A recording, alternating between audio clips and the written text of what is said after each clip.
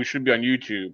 And then, like I said, I am going to start the banner.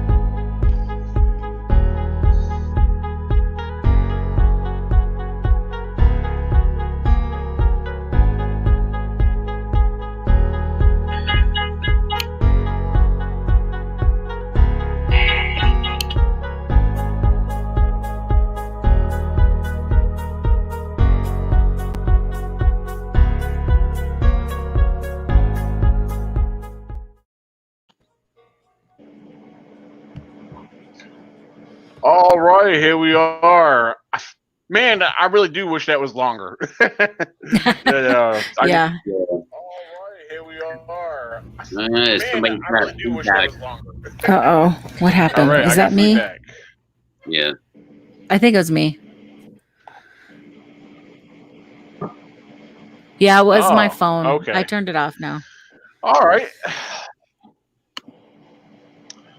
Golly, how many times have I fired you, Nikki? Every time. Every time. Every time. Every time. And then what does he do? Call me back. Are you going to be there today? Yeah. Yeah, So. you're my trusty sidekick. Oh man, so Yeah, it's been a all while, right. huh? Well, we have a Gosh. few viewers on there. Yeah, yeah, we got a few viewers started. This is our first time, and I don't know how long since we've been on YouTube. Excuse me. Even though this is shared on Facebook, we're actually live on YouTube right now. All right. I see one of the comments that popped up. I'm looking on my phone right now. I'm not seeing the comments show up on the computer screen yet. So I'm still trying to send yeah, this let's to see. everybody. Oh, it Trying did. to share it. It did. Yep. Okay. Yep.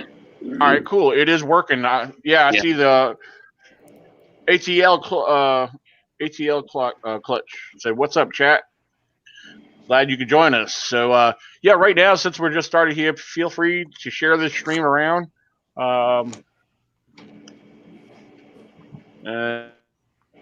First of all, while since we're live and we're getting started, I want to welcome our guest, Mr. Justin Decker. Justin Decker is from Eastern Tennessee. He's actually got a couple stories he'll be sharing with us tonight, and then yeah, once we get going from there, I think we're going to have a very interesting discussion. One other thing I do want to make mention for our next 2 Fridays, actually starting next Friday on the 21st, I'm doing something a little different. I am starting a South Carolina Bigfoot episode.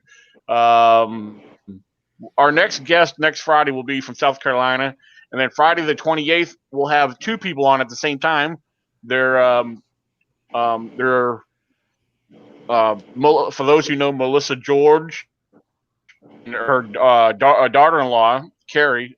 They've been with us a long time ago, several years back when we did a podcast.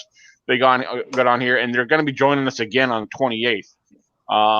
Cool. All part of our the South Carolina series I'm working on, and part of the South Carolina series I'm working. I know it's early, but the South Carolina Bigfoot Festival takes place in October, so I'm kind of doing a little early promoting on that. I guess by sharing some Bigfoot stories out of South Carolina. Then I may be moving to other states. I am going to get a few from Virginia. I've had Tracy Arnold on in the past. I definitely want to get him on. Somehow get that worked out to get him on and talk about his Bigfoot stories and encounters. And I know there's others out here, especially in the surrounding area that has had sightings. So, meanwhile, enough of that. Justin, let's put you on the spot. First of all, welcome and thank you for agreeing to come on. Yeah, glad you made it on with us. No problem. My pleasure. So. Yeah. Glad we could finally get our schedules together and we could make it up and make it work. Yeah, it's crazy absolutely, with everything. Absolutely. ATL Clutch said I couldn't see Pat, so I changed the layout of our pictures up here. So maybe that will help. So, Maybe. all right. Well, tell you what. Before we get into getting Justin talking here, is there anyone else that wants to share anything or throw anything out there before we get into this? Let's start with Baltimore. We haven't had Baltimore in a while. Baltimore, I was wondering if was there anything that you wanted to share, anything that you wanted to put out there for the viewers. I think a few months ago, well, in the month of July, I had a person contact me and actually had a Bigfoot sighting out here that was like around 30 feet away, and Wow. I don't know about if I talked to you all about this or not. He described this thing perfectly. He has this. Once he sees something, his mind actually snaps a photo of it, and he was saying that the hand, like the tips to the hand, were solid black, but the inside of the palm was brown. Its skin was brown in color and with actually reddish hair. Teeth were yellow, a bright yellow, he said, and it stood like around 9 foot tall. And his arm length was like the size to a man's arm, but added another like the half to the arm. That's how long it was. Reddish hair, and his legs were just like tree trunks. He said, and he said that he will never ever forget that. And so this happened the month of July. We actually had a lot of old stories that came out. Old guys, some guys driving around the old Buick down a town called Mineral, Texas. That's actually like around 30 miles. I would say like around 20 miles from Vito, from B County. And they were driving down down this ranch that was 250 acres. And so they ended up stopping the vehicle out there, and all of a sudden he heard something walk into the brush and everything. And everybody that actually had an encounter with Bigfoot that actually had it, the very first thing that they described it as a bulldozer going through the brush. So they were something that happened to their starter, so they actually started beating the starter up with a hammer, and everybody got into the vehicle, and then so apparently the creature got behind the vehicle. They got the vehicle started, and they ended up having scratch marks in the back of their Buick. So I wanted to see the Buick. They still had the Buick, but that Buick was already painted. So those are the few stories that I got around here for the past few months. Cool. That's pretty interesting. Only a month old. Yeah. All right, I was getting some feedback there for a little bit, but yeah, that's pretty cool though. Are you are you going to do any follow up checkups with any of that? I am, but man, and let me tell you one thing. What it's been doing out here, it's following the power lines, so when I started doing little researches here and there, and started putting my dots together, and the main thing was they're still following the power lines. At first, it were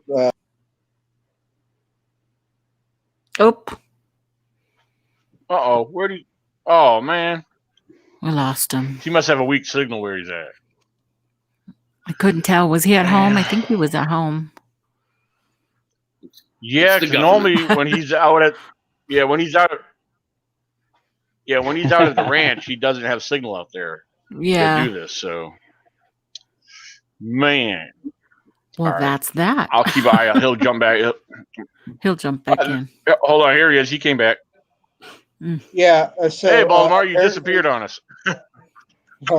Yeah, and apparently what it's doing out here, and I don't know if it's doing this in y'all's state, but out here there's actually been following the power lines.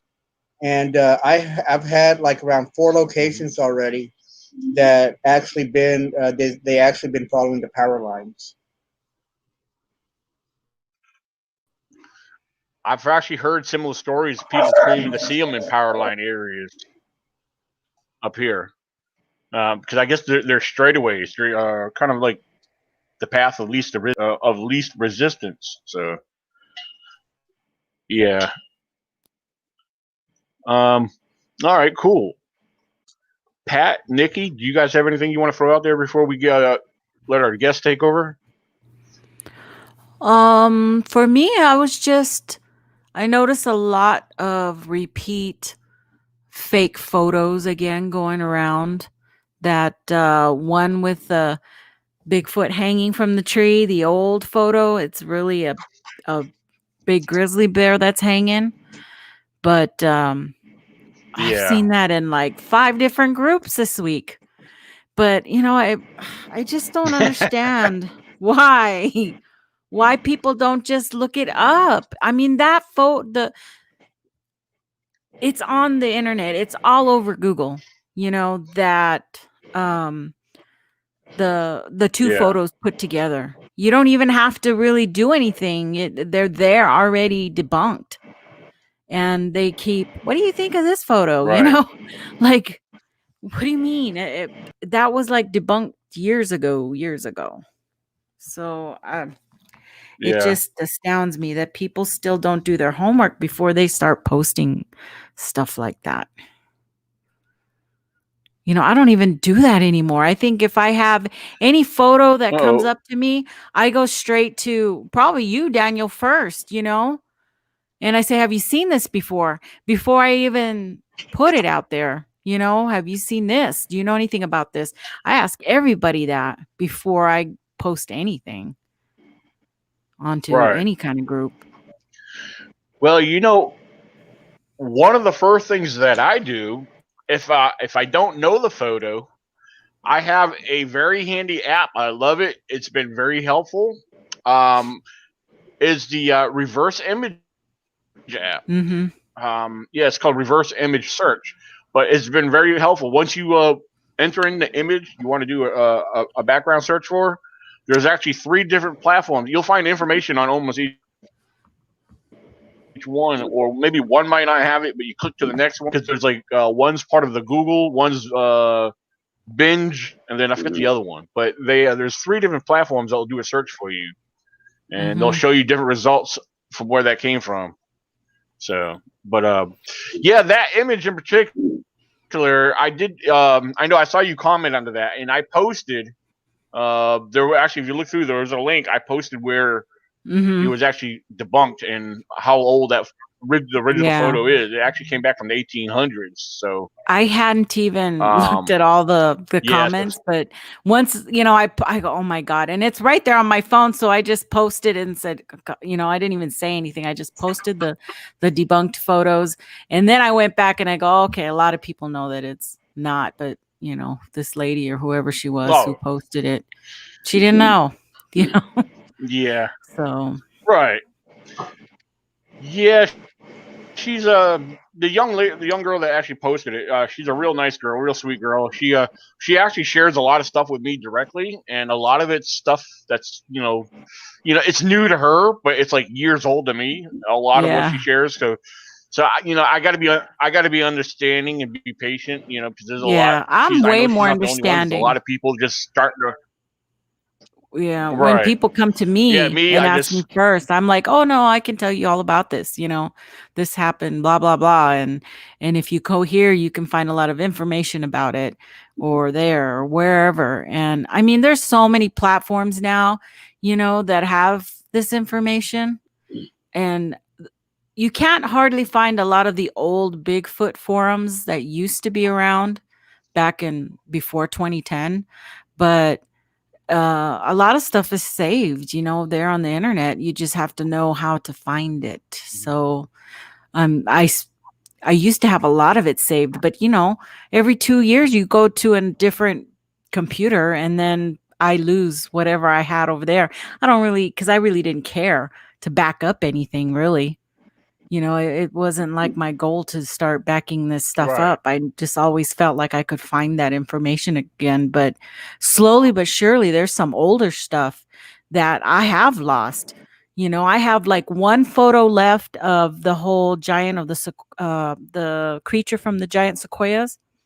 I have one photo left of the creature next to the producer and the director and somebody else. I don't know, some member of the crew left. But I used to have a photo with his head off in his laps. And I don't have that anymore because I never saved it. I never thought I would have to go back and save it. And now I can't find it on the internet. So stuff does disappear, you know, but that's been since 2006. I don't even know, a long time ago.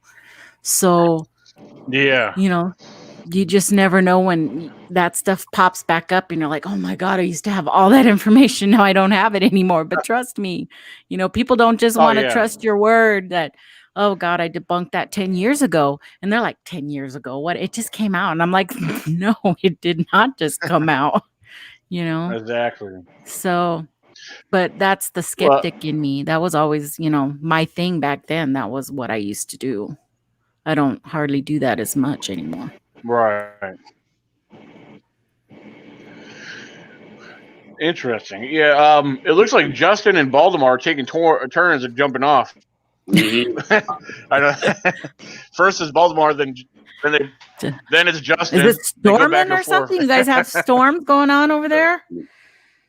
Yeah, we been storming off and on all day, so it's been kind of spotty all day long with the big rainstorms coming through the mountains. Yeah. Oopsie, he's gone again. Yeah. Huh. Yeah, we've had storms the last week or so. We've had rain almost every day, and it's been we've had a little bit of rain today, but yeah, they say it's supposed to rain tomorrow. It's supposed to rain, and so we'll see how that goes. Because I was actually supposed to go out and have a picnic tomorrow, so and then a campfire later tomorrow evening. So I don't know. We'll see how that goes. But we'll tell you what. Let's go ahead and get right into it. Justin, now you have a couple stories that you wanted to share. I'm very anxious to hear about them. Now, the one story you have comes from the Amazon, which is actually your father's story. Is that correct? That is correct. All my stories are going to be coming out of there. That's where I was born, and I lived there till I was 9. Was down in the Amazon jungle in Colombia. So I've got a few stories coming out of there. Yep. Okay. Well, how about you take us away, and if you jump off, I'll make sure I'll be watching you to jump back in, and I'll try to keep you added in.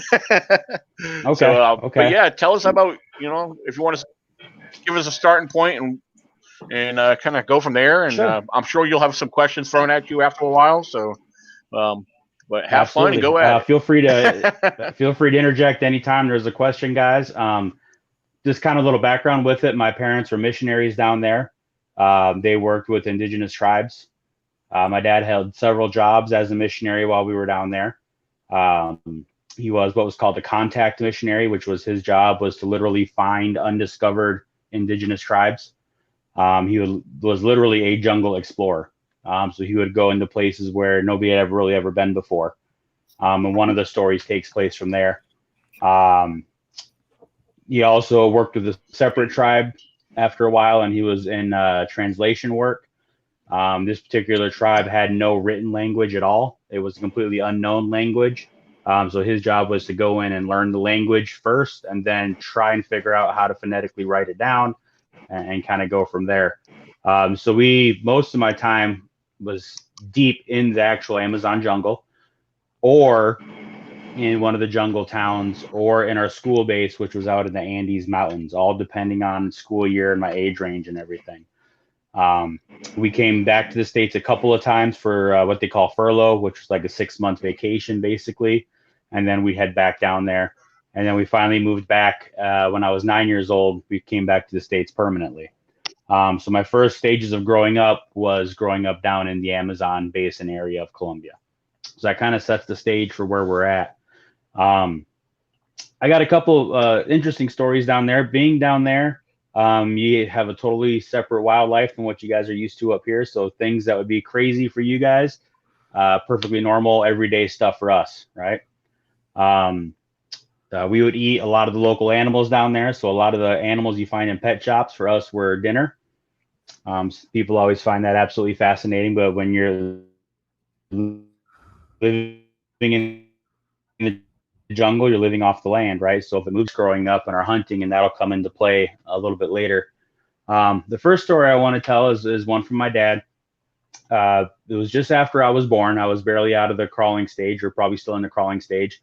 We lived in a town on the border of Venezuela in Colombia called Puerto Inidida. And they raised some chickens out there, and he told a story of what he called just a big iguana that would come out of the jungle and attack and eat the chickens.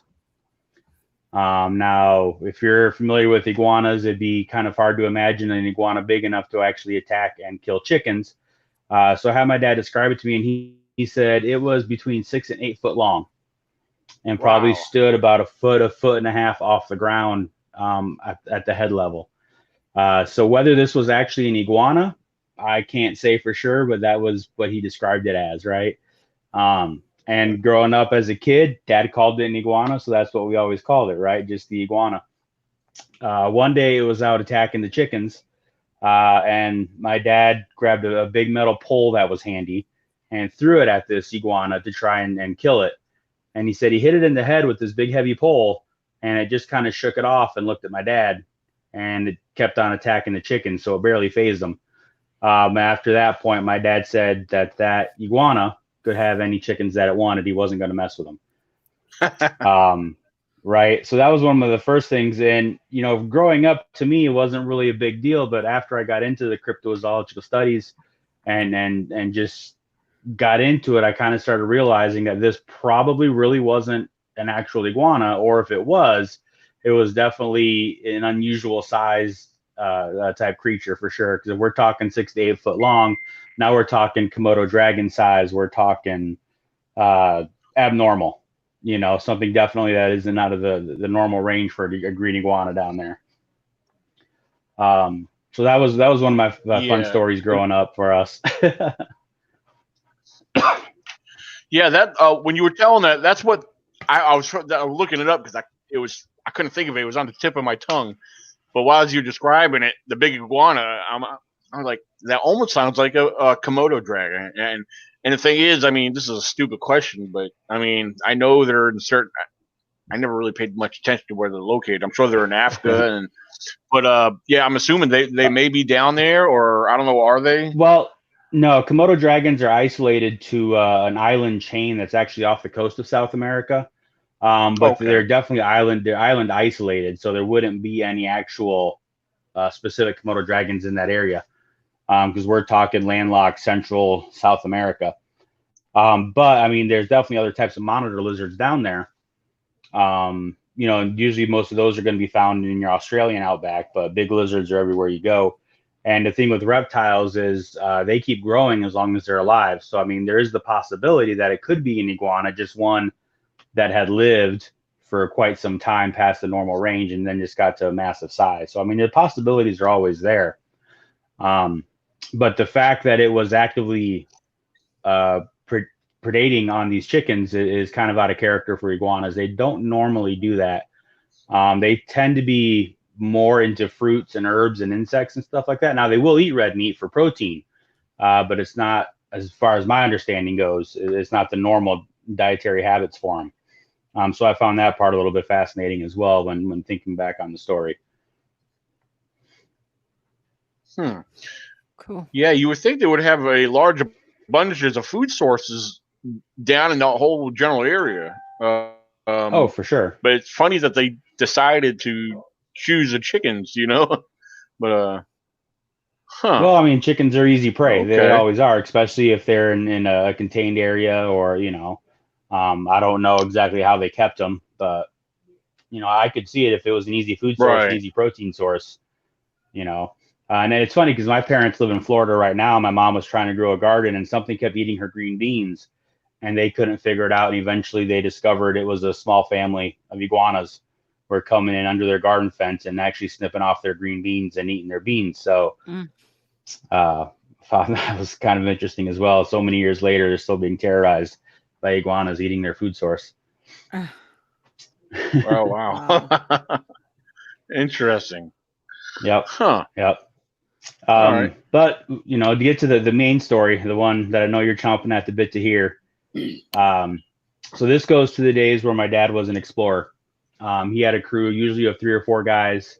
What they would do is they would hear rumors of tribes that were said to exist from other tribes deeper into the forest, into the jungle, and then they would go and try and find them.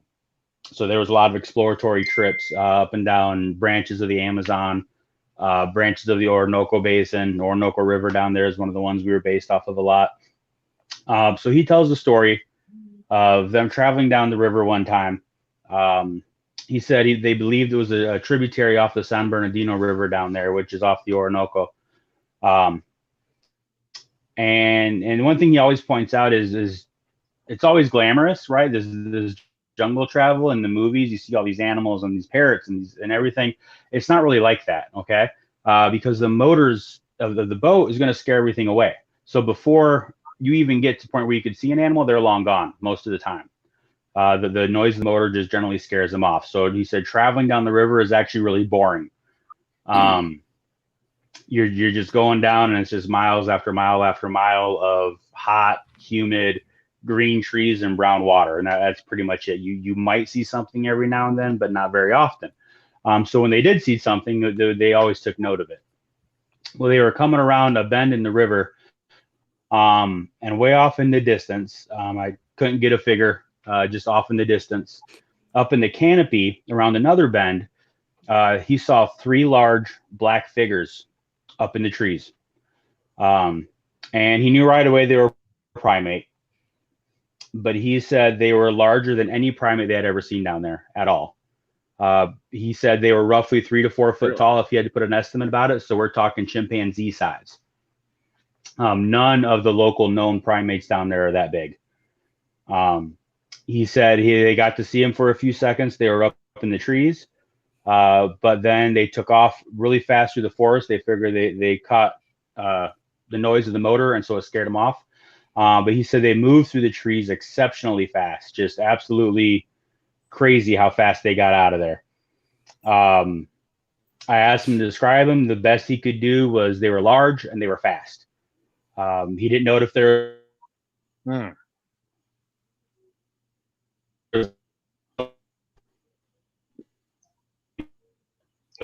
too far away.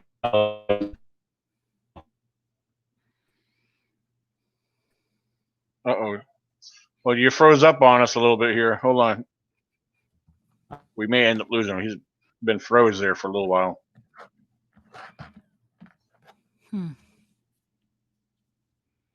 Hey, Justin, are you still with us? You're froze.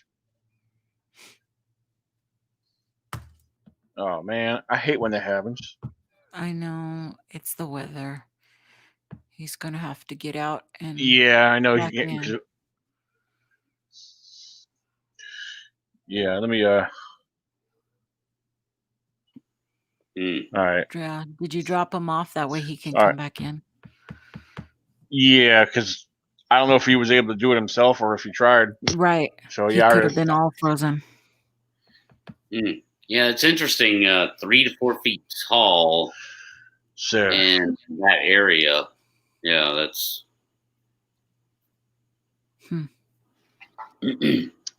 Yeah, well, the thing is, I've heard stories of devil monkeys here in the United States. People describe them as anywhere from 3 to 5 feet tall, as these almost baboon type monkeys or apes or whatever. They describe them almost like baboon like, but with no tail, and like I said, 3 to 5 feet. There's been different descriptions of them, so it's hard to say. Everybody has a different description. So it was one account that I don't remember much of what I read, but I read up on them because there was a lot of people that claimed that they've seen similar creatures, in various areas, So there we go. He came. He just jumped back up. Hey guys. All right. All right, hey, yeah, you froze up there. You froze up there for like 20 seconds, and then. Okay, yeah. What was the last the last that came through? Yeah, what you were saying there. Well, they had just fled. I know you were. Really when fast. You said they were. Yeah. Yeah, they were 3 to 5 feet tall, and then you said, when people saw them, they're very fast. Okay, yeah, he said they took off really fast through the canopy. He likened them to how spider monkeys move. Just reached out and were gone. Okay. He said they were just unbelievably fast for the size. They stayed in the canopy. They were not on the ground, so no reports of if they were bipedal or not. They were definitely arboreal. And that was the whole sighting. Yeah, exactly. Lewis there. Deloy's ape is definitely what comes to mind for that. I read for years how everybody figures Deloy's ape was a hoax. But that was the only creature I could come up with down there, cryptologically speaking, would be a Deloy's ape type creature. So, that's what I've always called it, was the only other Deloy's ape sighting out there. And I actually tried contacting researchers years ago, probably when I was about 16 or 17, when I was really getting into cryptozoology, and nobody wanted to hear about it because Deloy's ape was obviously a hoax. So therefore, whatever I had to say didn't matter, which is a shame, because how often do you get a chance to hear a story like that? Whether it was Deloy's ape or not, it was still a fascinating thing. And the things to remember is my dad would be out in the jungle 6 to 8 weeks at a time. They knew what was normal out there. They hunted the primates for food. We ate monkeys as the main protein source. Okay. So they were very familiar with the species that were out there. The biggest one we generally had was the gray woolly monkey. Very large. The adult males got pretty big, 2 feet tall. They were aggressive. Another comparable size would be like a black howler monkey, a large male. And he said that these things were easily 2 to 3 times bigger as far as overall size than what these creatures would have been. So it really caught their attention that this was something different, something that they didn't know what it was. So that's the whole extent of that sighting right there. But it does tie into a legend from a different Indian tribe, which I found fascinating. So any questions on the sighting or with my dad and what they were doing or anything like that before we kind of switch over to that part? But he was on the river at that time, I just popped this up right here. Yeah, they were on a boat traveling down. I believe it was like a 16-foot John boat, aluminum boat they had specially constructed for the jungle trips. And they were traveling down the river when they saw it. They had just turned around a corner, so the field of view opened up, and they were able to see them off in the distance before the sound of the motor scared them away.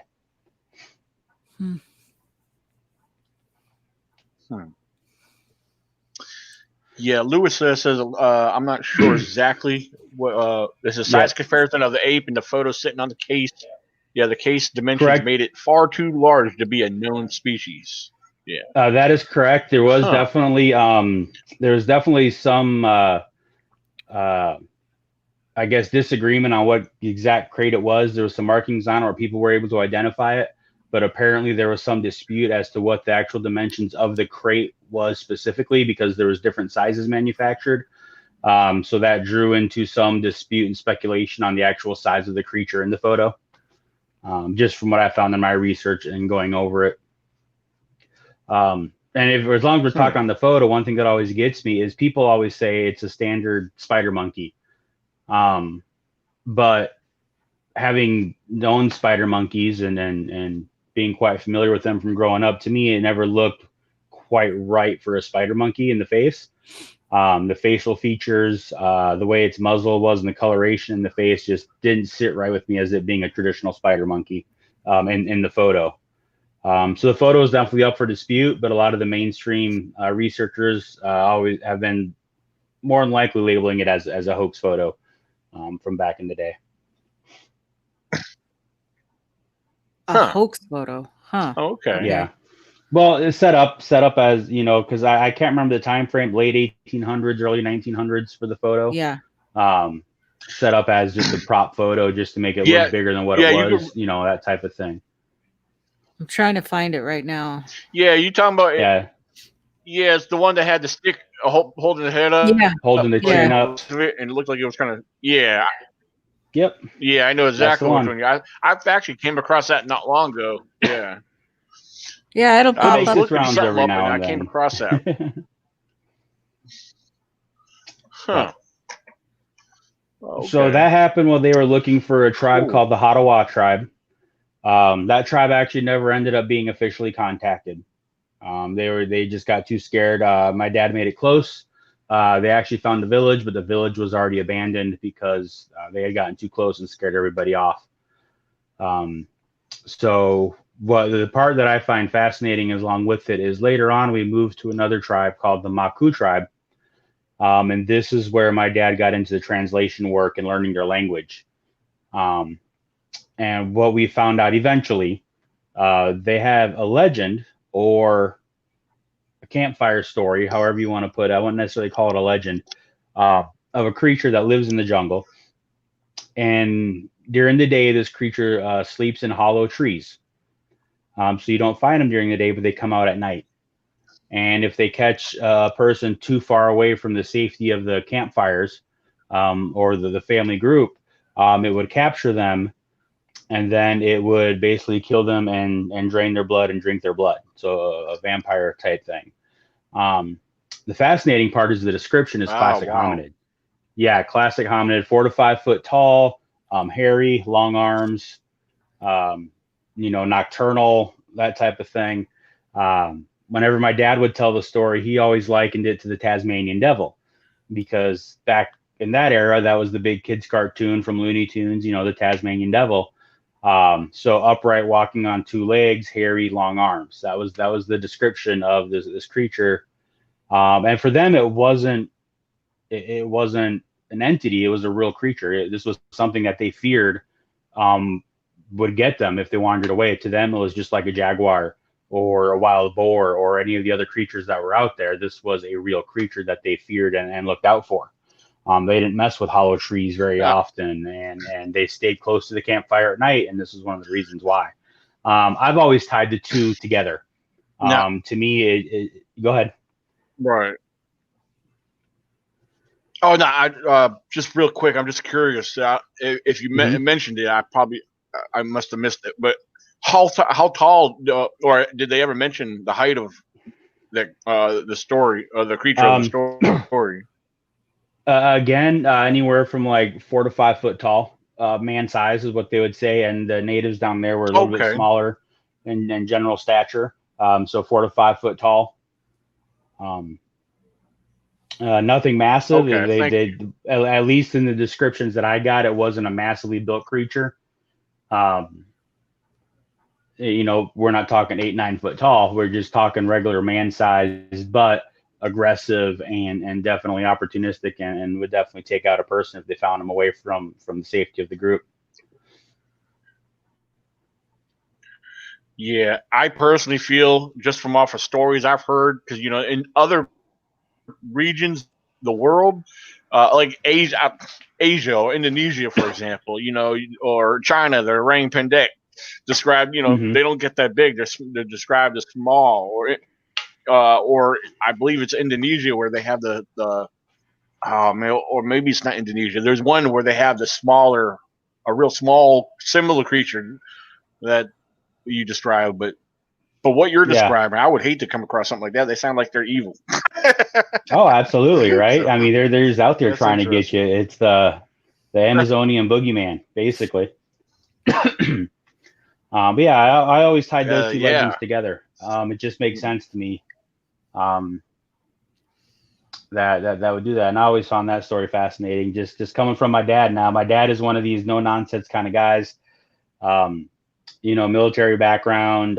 He likes to have his fun, but you can always tell when he's telling stories because they just get more and more outrageous. To him, this was serious. Something that actually happened to him. And he liked to tell the story to us kids about things that happened in the jungle, and that was one that I picked up on. He tells a story of one time during his explorations, they were followed by the giant Amazon river otters for 3 days. Followed their boat and played around them and caught fish and just kind of hung out with them for a few days. You know, so this was just another one of those stories of things that happened to them while they were out in the jungle. Wow. Yeah, here's a couple of the names that Lewis mentioned. I couldn't think of them. I was thinking more in the terms of like a dwarf, but pygmy is more what I was thinking of. But the Pukwudgies and pygmy types that he mentioned right here. So yeah.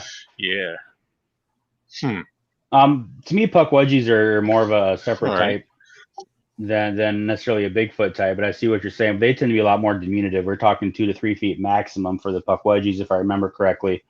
But yeah, I mean they're all kind of the same unknown. We don't know what it is for sure. Interesting. Okay.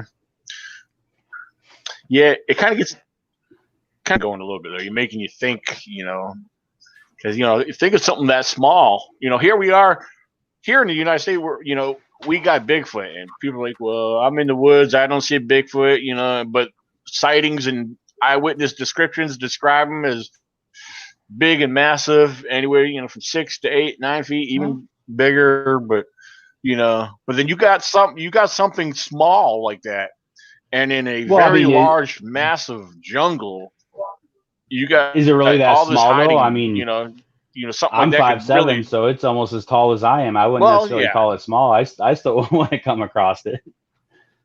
It's still, even at the description, it's still larger than anything that should be down there as far as primate wise. There is nothing supposed to be that big down there. Right. Huh. Okay. Baltimore, he's actually been sharing some pretty interesting stuff here from the Amazon. I missed some of what else do you see again? What else did you see again? Come again? What did he see?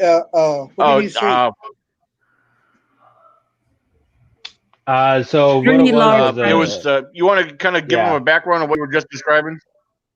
Sure. So basically, during the time in the jungles in South America, my dad described a story. They were traveling down a river one time, and they found way off in the distance, up in the trees, 3 to 4 large primates that they saw in the trees, too far away for identification, but they could tell that they were much larger than any of the normal primates that they would find down there.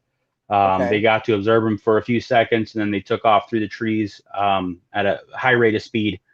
He likened it very similar to how spider monkeys move through the trees. They were high up in the canopy. They were not on the ground. Wow. And they were a lot larger than what they would expect any primate that they knew to be. Wow. And then we likened that to a local legend from a different tribe that we worked with down there that described a similar creature that would come out at night. And if it found you away from the safety of the campfire, that it would attack you and drink your blood. With the same basic description, 4 to 5 feet tall, classic upright primate description, long arms, hairy, highly aggressive, territorial. Wow. Okay. Yeah, because the thing, I talked to some men in Mexico area, and he was saying that they would see stuff. They would see stuff all the time down there, but they just don't share with anybody. And like here in the States, they kind of go a little bit overboard, but down over there, they see stuff and they just keep that to themselves. Yeah, it's part of the local culture. It's like I was explaining with my family. There was a lot of that was just everyday life for us. Right. I mean, the animals were the animals, and you came across things that we knew probably nobody else had ever seen before, but that was just kind of our regular life for us. So it really wasn't anything we took a lot of note of unless there was something exceptional about it, like size or a specific event.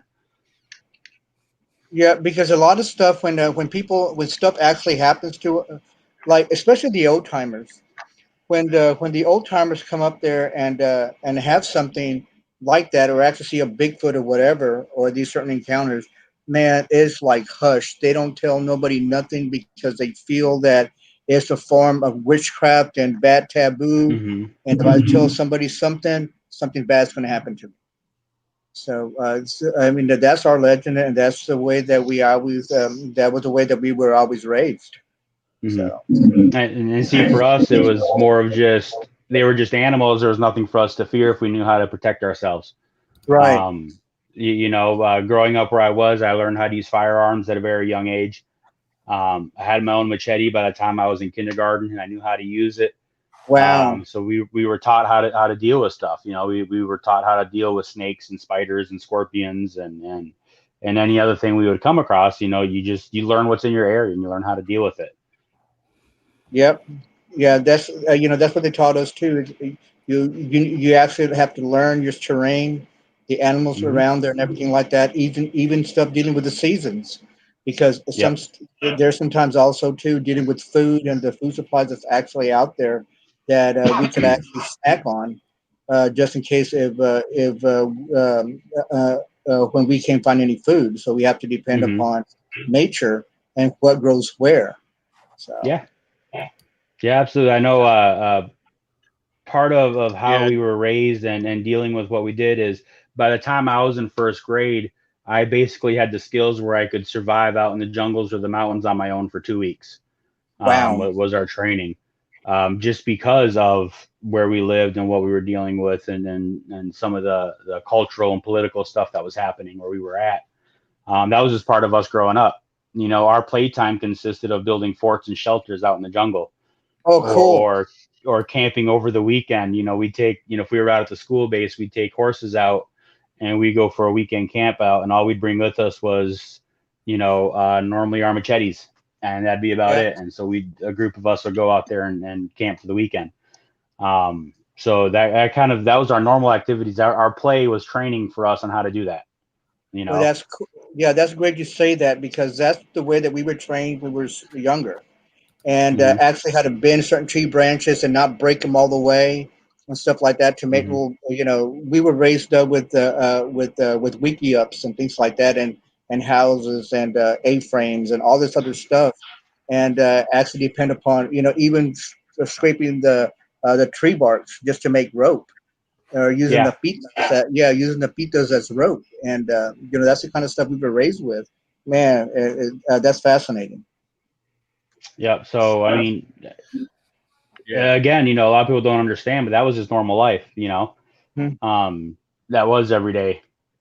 So none of it actually stands out. So it intrigues me when I come across other people and they find that all so fascinating. And I'm just going, yeah, I just went out and played in the woods. That's just what we did.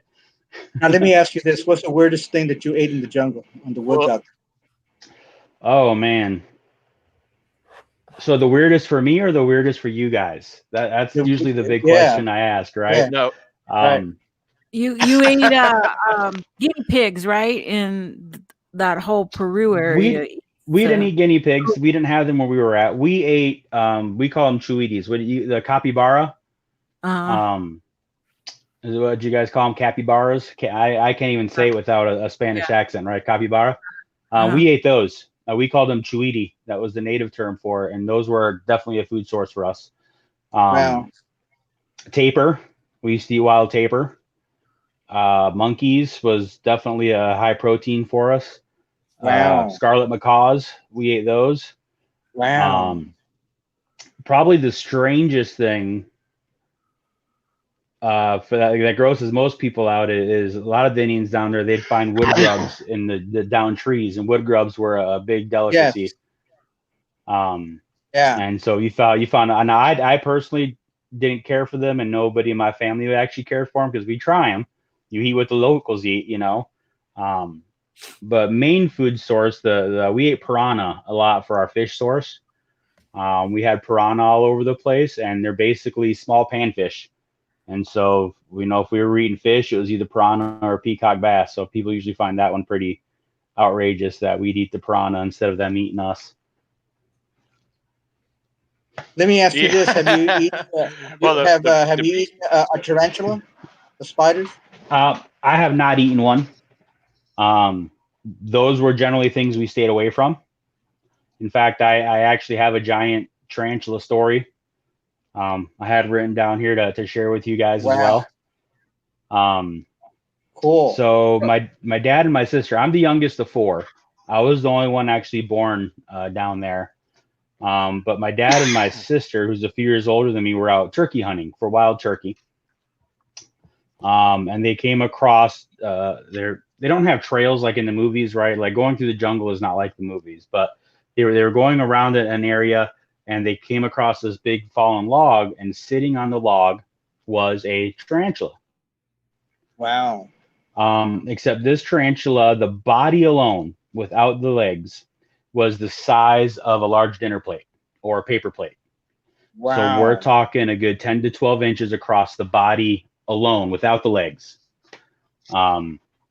It was very dark black, very hairy like a tarantula, but the coloration on it was thick stripes of bright orange and bright red for the coloration. Oh, bird killer. Wow. Aren't those killer ones? That's actually pretty cool. Bigger. So a Goliath spider is what you're talking about, the bird killers, the bird-eating spiders. Okay. They're not actually tarantulas as far as I understand it. They're more just a very big spider. They get like the size of your hand, a little bit bigger. If you spread your hand out, they get about that size. This thing was, 2 to 3 times that size. Whoa. Amazing.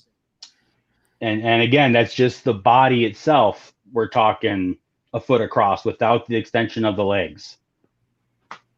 Wow. So it would have been absolutely massive. It's not a 6 foot one that you hear about in certain areas, but it's still a massive spider. And they just kind of looked at it for a little bit and turned and found another way around the log.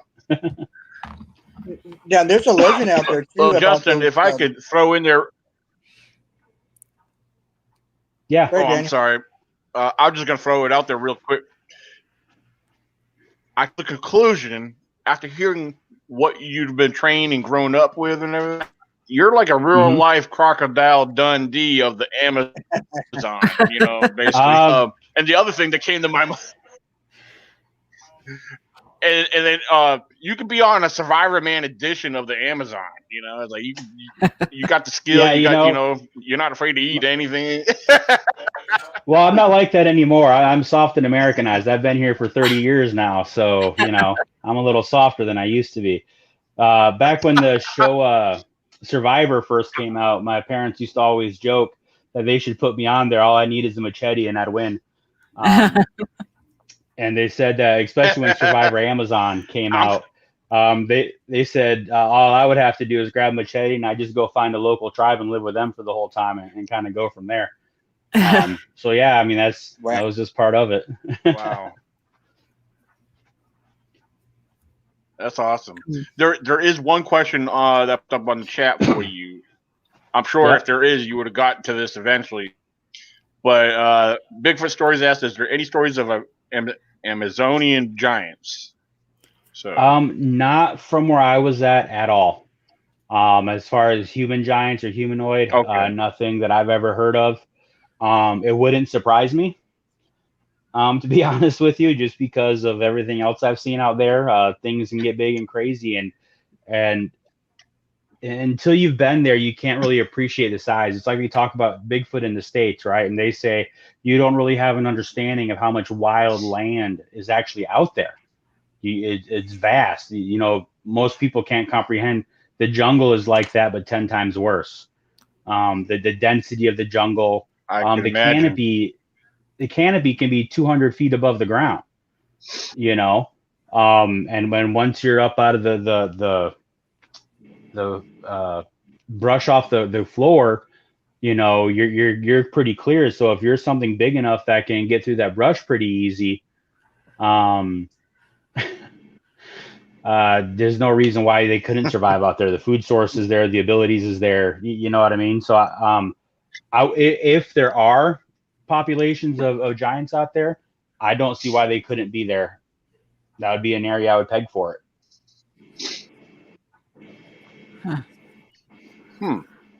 Because there are a lot of legends of large animals in South America. Yeah.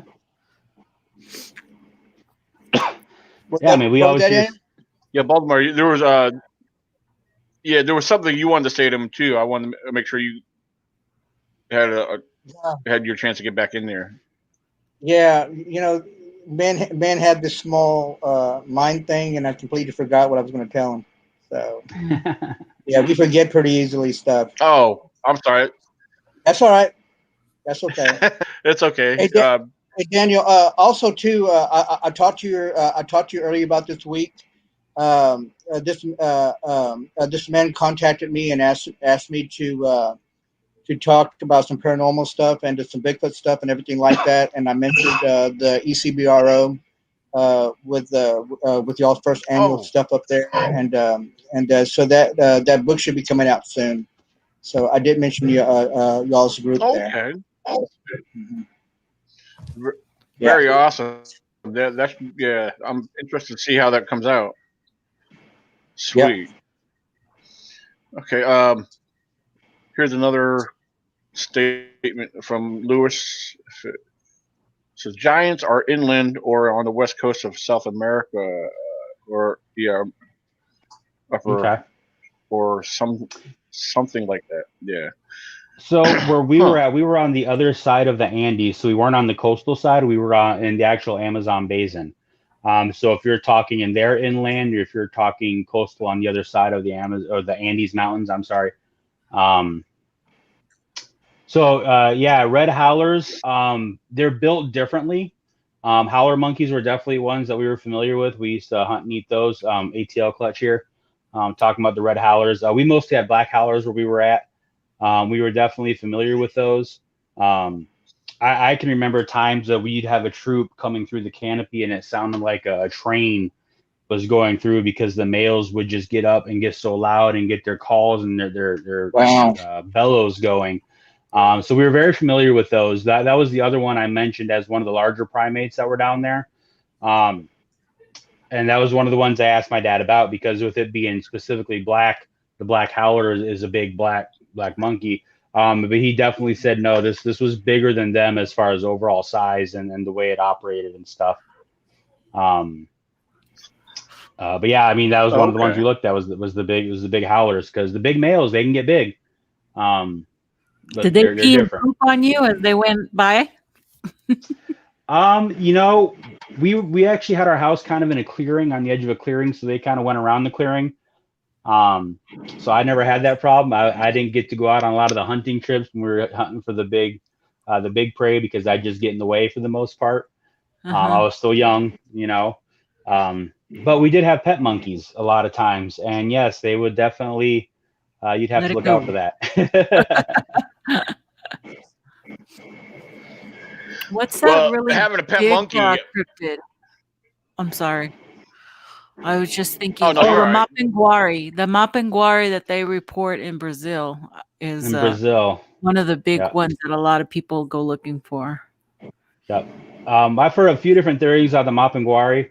The description doesn't fit with the things that I'm familiar with down there. I'm more into the camp of thinking it might be a type of a giant ground sloth just based on the description of how it works and how it moves. Yeah. I think there's some folklore involved in that because they talk about having the mouth in the middle of the stomach. I'm not really sure what that's about. Oh, yeah. It makes me think of a marsupial type creature that has a pouch there. So if there was a pouch with a baby in it or something in it, I could see where they would confuse that with having a mouth and something being in the mouth. Marsupials weren't really something we had experience with down there on a large scale. So I could see where that would be confusing to people when they're dealing with something like that. So definitely up in the air with that. I'm not in the camp that believes Mapinguari is just another name for a Bigfoot. I think it's a different creature altogether. I think so too. Nobody knows, right? So that's the whole point of what we do. Yeah. Yeah, you're talking about some of you guys have been known to have pet monkeys down there.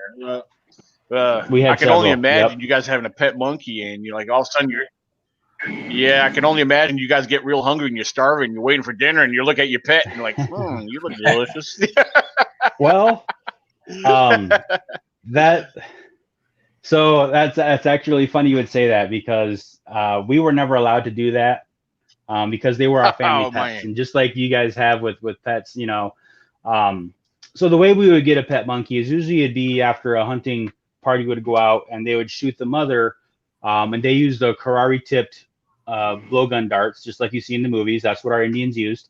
And it's a paralytic poison. It's not a killing poison. It's a paralyzing. So what would happen is they would shoot the mother. She would get paralyzed and fall out of the tree. And many times the babies would survive the fall. And so what the Indians would do at that point is they would collect the babies, and we would trade for them. They didn't have any money, so we used a barter system. But that's how we would acquire the baby monkeys for pets, is we'd barter with them. But they are wild animals. And especially with the males, by the time they start reaching sexual maturity, they start getting really aggressive, very mischievous, very mean, different things like that. And so we would recycle them, as we called it.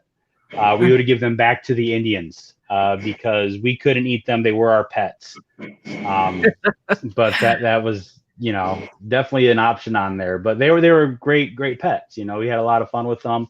Over the time, we had several different species. And they were just fun all around pets to have. And I want to get another one someday for sure. Oh, very cool. Yeah, I know somebody that's got a pet monkey. Yeah, they seem to be getting more common with certain people. I mean, I've seen other people that I don't know that post pictures with their pet monkeys and stuff, but here in the United States. But some states don't allow monkeys as pets. They're still considered an exotic animal, so you have to have an exotic animal license and special inspections and stuff like that. Yeah. And the ones that you guys normally see up here for pets, the capuchin monkeys, those were the ones that we generally had down there. Cool. They were very common for us down there. We called them takawit. Again, that was the Indian term for them. And I think we probably had 3 or 4 pets that were that species of monkeys. Very common for us down there. Ours tend to be a little bit darker in color. They weren't the blonde that you see a lot, especially in the movies. You see the blonde colored ones. Ours were darker brown, rustier colored brown than the blonde. But yeah, that was a very common species for us.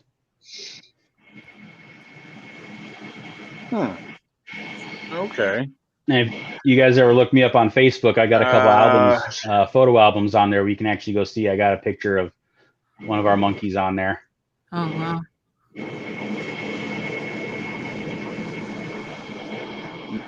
All right. Let's see. Hold on. Again. I'm going back and forth. Yeah, I'm with you, Lewis. The mop and guar being giant ground sloth. Oops, hold on. I already shared that. Now, let me ask you this, dealing with the ground sloths. What is the what be a giant sloth? I'm sorry, we were breaking up through there. What was that? What is the possibility that they could be a giant sloth? Because I know real well that they needed to have some type of greenery in order for them to survive down there. And I was going to figure out what's the odds are there being a giant sloth down there. That's a hard one because that's one of those prehistoric survivors. Right. I think that, again, if there was a place where something like that could live, the Amazon jungle, even the Brazilian side, wherever, I mean, what more of an ideal place? You have the isolation, you have an amazing array of food sources down there. If they are plant specific, then why not a plant in the rainforest? You know what I mean? So right. The cover is there, the isolation is there, the food sources would be there, water sources, lack of main predators. You have the jaguar down there. But for something that size, most critters are going to stay away from it anyway. So what more of an ideal place if you're actually looking at it? So I think the odds would be pretty good. We have sloths down there anyway. 3-toed sloths, 2-toed sloth varieties. They're down there. So I don't see why something like that couldn't exist there. Right. Now I got a weird story for y'all, and a little bit off the Bigfoot thing. And y'all could probably look this up. I think in 2016, that there was a raptor that they actually seen going down a town called Heavenville, Texas, in 2016. and they actually wrote some stories about it. So I don't know if anybody ever heard of that. That it stood like raptor is around 3 to 4 feet. the dinosaur style raptor. Right. Okay, I've heard a lot of stories out that area. Not firsthand, but just in my research of doing, just looking stuff up, because that's kind of what I do. Right. Stories dating back quite some time of various sightings, even before the movies. A lot of people link them, people saw the Jurassic Park movies and therefore they're, creating what they want to see. The late J.C. Johnson did a lot of research down there. And there's a lot of stories coming out from the Four Corners area down there, out of Texas, Mexico, the whole area, especially along the river bottoms, if I remember correctly, is what his research shows. Correct. A lot of the river bottoms were showing reports of small dinosaur creatures that were described as raptors. Yeah. And, who am I to say no? Right. At first it was kind of odd. And then I was doing a little bit more research here, and I was going, and if it could possibly, the way that people that were describing it, I thought that was pretty fascinating. And I'm going 2016, and people seeing raptors. I was going, man. So the thing is, the next thing is that I was thinking about is where would they possibly be coming from? So I know that if they did do anything, they probably might be crossing that Rio Grande River. Or found the shelters down in the mountains of Mexico. Yeah. I'm not personally familiar with the terrain down there, but I mean, again, you're talking desert area, isolated area, hot areas, perfect for reptiles. Correct. And we don't know how they move. We don't know if they were always bipedal or if they also go down on all fours, maybe more like a more traditional monitor lizard. We don't know at all how they could move. Maybe just when they're running, they get up like a basilisk and they get up on their hind legs and run.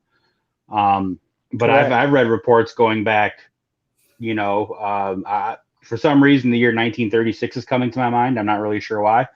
But I've read a ton of reports from that area of dinosaurs, small, not giant, like you said, 2, 3, 4 foot tall, running alongside of cars, getting scared up and just kind of running alongside the roadway, 3-toed tracks being found on the river basins down there. People report from all different time frames. Not very often. They're not common, but they're there. Right. And Deborah comes over there and starts saying reports about the Thunderbird. We in 1975 we actually had sightings of that creature down here, and there was quite a bit of them down here. And they actually saw a few of them in San Antonio, and then Robstown and a few areas like that around South Central Texas, and people have been still seeing them around to this day. Yep. My husband had an encounter. Really? Yep. We were living in Colorado Springs at the time, and he came home because he was doing a night shift. He was an MP, so he was on post, and he came home and he goes, the weirdest thing happened to me last night. And I'm like, what? He goes, I was attacked by a big creature. And I go, what? You're joking. And he said, no, something flying, and the wings were larger than the cruiser. And I go, what? He goes, the wings were larger than the cruiser. I go, wow. Well, maybe you saw a big eagle or something, because we have bald eagles there, next to the mountain. And he said, no, this thing was in a culvert near the side of the road. And when he drove by, it hopped out. And he said, did one of these, and the wings went over and it was gone because it was dark. He couldn't look out and see anything. It was just gone. Wow. It said that he had seen the wings. He says it was a huge bird. He said it could have been a condor. I don't know. But he said the wings were larger than the one wing. Okay, not just all of it. One wing was larger than the cruiser. Wow. And that it scared the shit out of him. He kind of threw the wheel and skidded to a stop. And he said he thought he could hear something, but it was freaking him out and he didn't want to tell anybody. And he just went on about his business and never told anybody but me the next day. Wow. And but oddly enough, years later, as I was doing shows and stuff, I did some research on the Thunderbird and locations of sightings. There had been sightings in that area. Wow. At that time, when we lived there, not 10 miles away, there had been a sighting. Wow, that's amazing. And I thought, oh my God, maybe he really did see something out there, because there were other eyewitnesses to a large pterodactyl-looking bird out there off of, Colorado Springs area. And it's a really, the base, Fort Carson, is really, really large. There's a lot of area nobody would even go in or touch. It's very close to the mountains, so who knows what it was. But it was years later before I knew there were really sightings in that area. Yeah. So it's kind of weird. Well, Nikki, if you ever saw a Bigfoot and you tell your husband, you think he'll believe you if you saw one? Yeah, probably. He knows I'm not fooling around, and he knows that I don't lie, but he won't go out with me. Right.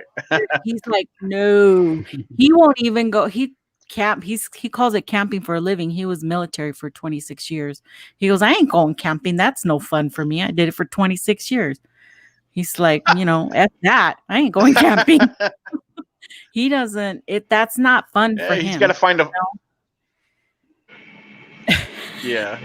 I go, yeah. Or you just buy a camper or RV. Campfire. That is not fun for him. He does not want anything to do with going out in the woods like how I do. So I can't involve him.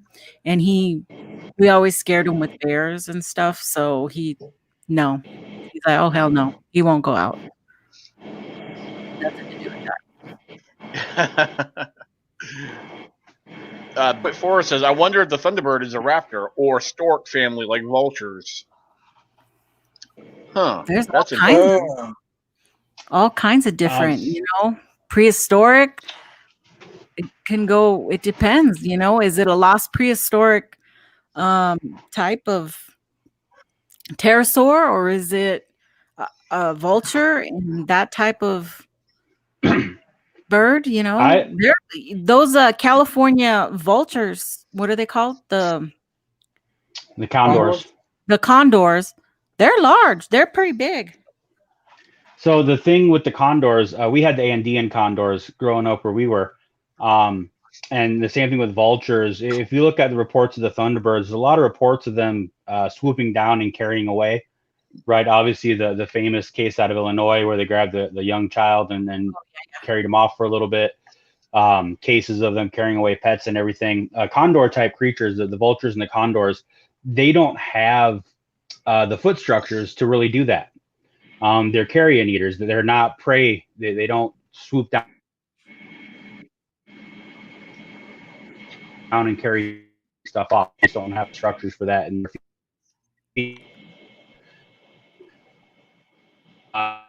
so to me, losing him. We're losing him. Yeah, Justin, you're breaking up bad and you're freezing up a little bit. You might have to drop and come back in.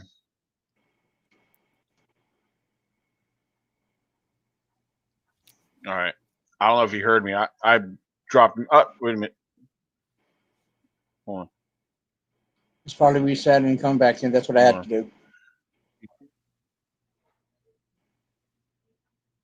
Hey, Justin, you there? Hello? All right, hold on. And we lost Pat altogether, or did he have to go somewhere? I don't know. He didn't message me. Not only that, he probably got tied up with some hanky-panky. I don't know. All right, hold on. It's buffering. We're trying to get Justin.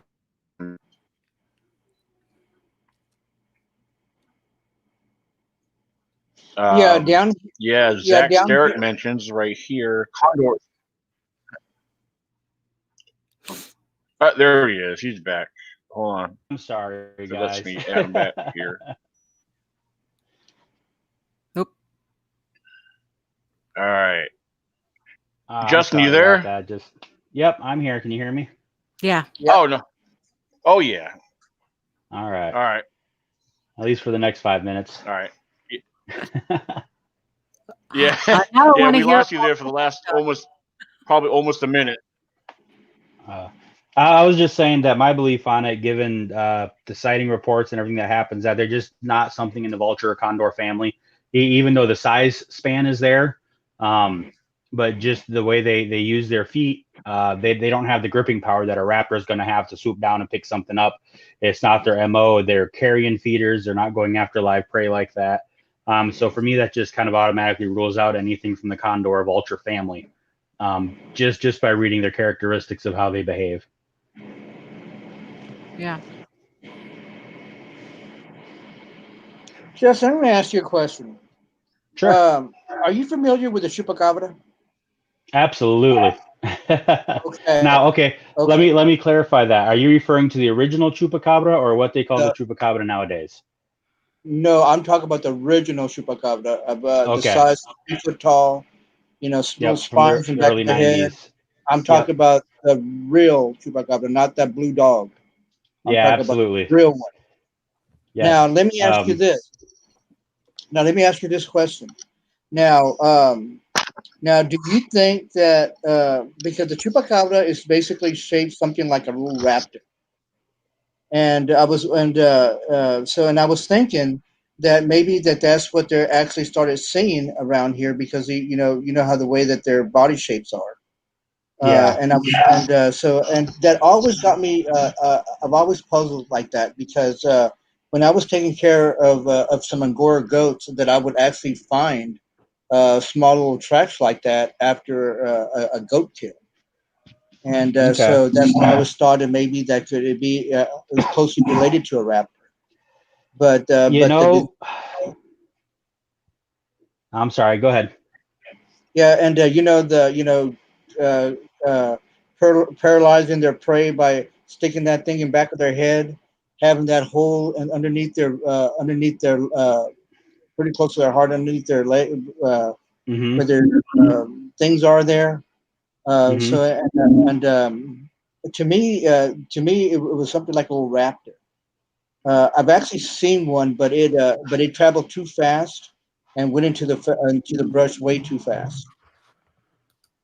So details I couldn't give it to you because it was next to a goat that was actually been attacked. Interesting. I've never correlated the two just based on the physical description of the chupacabra from the early 90s. The characteristics of the kills, I mean, I could definitely see something like that. The sharp teeth, the precision, the speed that everything happens. Definitely, I could see a pack of something like a raptor or something similar doing that. But the description of it to me isn't raptored, right? Because we're talking more primate and body style as far as a rounder head, actual arms and legs. The big eyes was a main point in the description. The large eyes. To me, those don't fit the traditional thinking of what a raptor type creature would be, or something like that. Not saying it couldn't be. I mean, obviously we got different types of reptilians out there nowadays. You got some with bigger, broad, flat heads, some with the large snouts on them. That is one of those ones I've always put up there as we just don't know what the heck it is. It could be anything and it could be nothing. I mean, you just really don't know. I believe there's something out there. I don't believe in correlating the original chupacabra with what they're calling now the chupacabra, the blue dog. I think it's completely separate. Exactly. You can get into all kinds of conspiracy theories about that as to why it's being put out there as misinformation if you want to. I think it's totally separate things. But I've never likened them specifically to like a raptor type thing. I think there's too many variances in the physical description. I mean, I've even heard reports of these things having wings and flying. So my belief in the chupacabra thing is it's a conglomerate of a few different entities that kind of all got put together based on the fact that they attack livestock. So basically, in Latin culture, if you're in that area and something kills your livestock and you don't know what it is, and it's mysterious, it's a chupacabra. You know, just based on the name alone, they're calling it chupacabras. Did you hear about that man who actually killed one in Poteet, Texas? Did you hear about that story? Only the blue dog version. I've never heard of anyone actually killing the original type. Okay, because there was a man that he actually killed the chupacabra because it was after his chickens. He actually killed it. Okay. And it was actually laying in his yard for a couple of days. And he did not want to know, he didn't know what to do with it. Oh. And he contacted I remember that story, Baltimore. Yeah, he contacted the sheriff's department. And then after that, the person from the military came up there and picked it up and told him for him not to share it in the American news because something was going to, well, basically threatened him, not to give him this information. So what he did was, oh, fine, I won't share in the American news at all. But what he did was he shared it to the Mexican news and actually had a photo of it. And it was going around the internet. Somebody, I think, a matter of fact, Bob Wong, whatever his name is, Bobcat, actually had a photo of it, and I was trying to find it everywhere, but he had the original photo of it, exactly the way it was, the big eyes and everything on it. But now on the internet, you cannot find it anywhere else. It's been scrubbed. Yep. So, I'll find it. Yep. Challenge accepted. Yes. But see, the thing is, again, there's stuff out there. To me, there is something. I've always said it. I always said it in the show. Something happened in 1975 because. No, it's not. Oh, that. Wow! No. That's the blue dog. Yeah, that's the blue dog one. Yeah, Nikki sent that to me. I sent that one because it had the one that's like up on its hind legs, the cartoon kind, but no, there's just so oops, what did I do? So much out there. I mean, there are tons of pictures right now I'm looking at.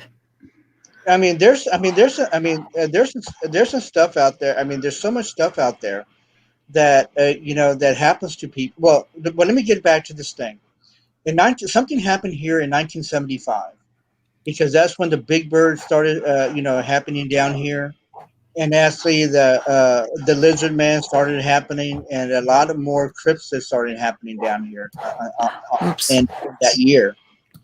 So, and then I was thinking about what's going to happen now, to see what other cryptids are going to start showing up now. So cryptids, every time when something happens bad to our to Mother Earth, we start seeing a lot more other strange stuff. We just finished seeing a comet go by, and every time when you see a comet go by in our Native American teachings, and actually said that you're going to start seeing a lot more other things happen here.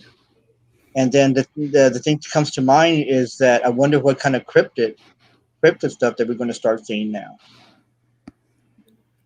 So, and the thing is, the $1 million question is that where are they coming from? Ooh, this one's creepy. Let me send this one to you. We could go off on so many rabbit trails. For sure. Discussing that, Valdemar, for sure. I kind of study anything that's strange and out of the ordinary in Portian. I'm not much of a field researcher. I've got some health issues and stuff, but I've always been what I call an archival researcher. I go through stories and books and just anything I can find, I read. And I tend to remember a lot of it. I don't have photographic memory or anything like that, but I tend to remember it. And I connect a lot of threads. I'll read so many stories and so far apart, and eventually you kind of start seeing like occurrences or different patterns. And there's definitely waves of high strangeness that happen when you're looking into the Fortean world. And it seems like each new wave, things get progressively stranger. You know, if you look back in time, it was kind of mild, weird stuff. And now it's getting into more high strangeness. And now you're talking sheep squatch and dogmen and bat squatch and all these other crazy things coming out. And you got to go, is it simply because people are more comfortable sharing this? Or is it because this is like new wave of things happening and new occurrences?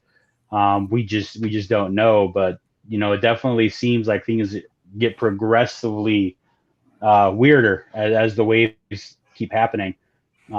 Is it a cultural phenomenon? I don't know. You know, who knows? But I just find it fascinating. Yeah, good answer. Love your answer. Excellent. Okay, yeah, Colonel Percy Justin, before Fawcett. I show Nick the picture that Nikki sent me up. Yeah, I was going to ask you what do you know about this? Okay, South American ape-man. So again, you're looking at local terminologies down there. Arrows could not speak except for grunts. So I mean, if we're talking like that, you could be describing an ape-man, you could be describing an unknown tribe. It's hard to say specifically down there, you know. Percy Fawcett, I mean, come on, he was one of the last famous jungle explorers, right? Described giant anacondas and just all kinds of amazing stuff. Let me see, going through a mental flaw. Yeah. So one of the things I look at down there is there's so many names for the same thing, right? Just like here in the States, you got Bigfoot, Sasquatch, Oma, you know, booger, haints. It depends on where you're at, what you call it. So I go more by description than names, because names are just what people call them in that area, right? And you guys find that in your research. Large wild man covenant. Yeah, I mean, they're everywhere, right? So you get descriptions everywhere of all different sizes. I'm a big believer that there's more than one type of creature out there that fits the Bigfoot nomenclature. From pygmy size, dwarf size, the ring pendic, all the way up to forest giants, you know, different things like that. There you go. That picture, if I remember correctly, was debunked as a statue. It was. Yeah. That was one that was a statue at an attraction somewhere. Mm-hmm. But that's a cool picture. I've always liked that one. Yeah. All right. Busting my bubble. I like it. Yeah. I like when somebody not to tell people, hey, I was wrong. It's definitely creepy looking. It's creepy. It is. So yeah. I mean, there's definitely, if you look at the old explorers, man, you're talking Marco Polo, you're talking Napoleon, you want to look for weird stuff. These guys found weird stuff all over the place, right? So I've never heard specifically of Percy Fawcett coming across a tribe like that attacked him, but you know, could it have been a Bigfoot type that was using weapons? Possibly. It could have been another tribe out there too. Working with the Amazon tribes, you're talking about isolationism, right? So one of the unique things about the tribe that my dad worked with and that I grew up with was the Maku tribe. Their language base was very similar to Asiatic languages, even though they're landlocked there in Central South America. Their language type was based off Asiatic language. Their facial structures and their features themselves were very Asiatic and Oriental in nature, which goes against everything, right, that we know of South America as far as how the populations got there. So each individual tribe is its own unique culture and isolated. So I could definitely see a large group of people that were large and hairy. You know, you're talking barbarian style, right? Old Germanic tribes or far north Norseman type thing. There's no reason why there couldn't be that type of genetic structure down there as well. So who knows? You know, I haven't read those part of the reports. I haven't looked into anything as far as that goes from Percy Fawcett regarding those events.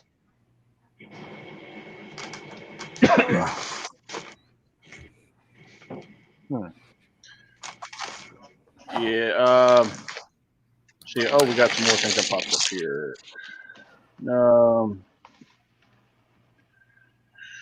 See, what's this here from Deborah?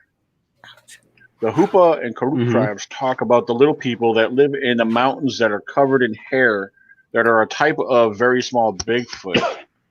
Now, I'm assuming I'm not familiar with it. Is this somewhere in South America as well? I'm assuming. No, Hoopa tribe. That's California, right? Pacific Northwest, Northern California, if I remember correctly. Hoopa tribe. So you're talking David Paulides' books, the Hoopa Project. That first got his name into the Bigfoot world. Yeah. I love the little people. They're brats. Little people are found. Go ahead. Everywhere. Yeah, they're everywhere. They're cross-cultural. They're all over. You have the little Bigfoot creatures. They're just even the Yeti. If you read Lauren Coleman's books, he describes several different types of Yetis, and some of them are very small in nature, and not always just the giant abominable snowman types that we're familiar with. They're definitely out there. Right. Now we call little people the Apaches have a legend about the little people, but the thing is we don't call them the little people. We call them duendes, and they would ask duendes, and they would and then there's sometimes it baffled me, and I was in a stun because I would find very, very tiny little arrowheads, maybe the size of your thumbnail, and it was made perfectly. And they were there in the ground, everything like that type deal. And I'm going, and they looked like they were left there like an offering. And anytime when stuff like that is left there, it's kind of that kind of stuff you don't touch, you don't mess with. And I was looking around there, and I was looking around this little area and everything like that, and I was going, this is odd. I said, they cannot use this for hunting. They could not use this for anything. But the legend of the Duende came, and actually they were actually making little weapons for the Duendes. And so now when we're at our house and we lose our car keys or we lose something, we know we put them down there. We always say, oh, there's a little Duende in the house. And we have to leave like a little sugar or something, candy or something like that in the house, and give it to him as a gift, like that he can return, as he returned what he took. And sure enough, like around a couple of minutes later, we actually found it exactly where we left it at. Huh. So that's our folklore. Nice. I always thought Duende was more of a Mexican term, a Spanish term. Exactly, it is. Duende is the little people for sure. I talked with Josh Turner on the Paranormal Roundtable a lot, and he's got Mexican background, and obviously I got a little bit of a Spanish background in me. So Duende, the little people, the little gnomes or little sprites or whatever we want to call them. I think they're all kind of the same thing, just different names, for sure. Exactly. Now I did hear a story, and I go ahead. Go ahead, man. I love listening to you talk. Okay. Thanks. I heard a story, and I think it was on Paranormal Roundtable. I could be wrong. Josh, if you're listening, I'm sorry if I'm screwing this up, man. I'm not going to try and quote it word for word, but essentially, guys with some land, I want to believe out Texas area. I could be wrong. Out hunting, isolated land. It was nobody's normally out there hunting cabin. You're only out there a couple of weeks out of the year type thing. And they came across a couple of little people, but they were actual like Native Americans, indigenous First Nations, whatever is the right term nowadays. I'm not big on politically correct stuff, so please forgive me. I'm not trying to offend anybody. No, you're right. You're good. But they were literally just diminutive people. They weren't Bigfoot types. They weren't primates. They were people. They had clothing. They were hunting, but they were like a foot tall, a foot and a half tall, if I remember the story correctly. And again, those are stories that when you do a lot of research, you come across those.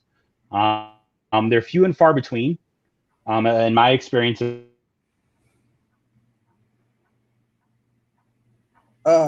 Man. Uh-oh, he's freezing up again. No, right when it gets good. I know. But the whole time has been good, but yeah. Maybe he'll come back. There he is coming back. All right, hold on. Yeah, he's buffering.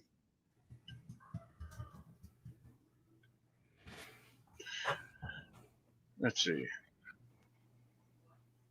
All right, we'll see what happens here.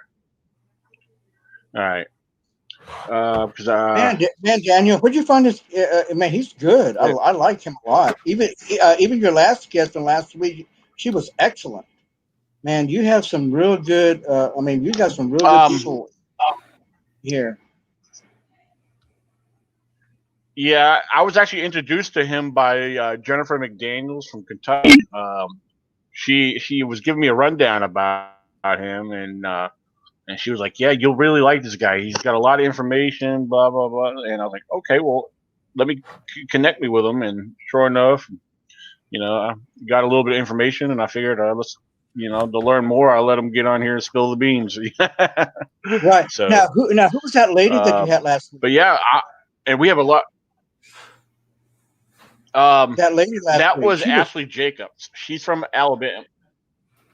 Man, she's from Alabama. She'll be back. Wow. Yeah, after we got off live, me and her stayed chatting for almost 2 hours off air after the thing, because she had so much information. She's got a lot of stuff. Yeah. So man, she was good. I was listening to y'all's show. Here we go.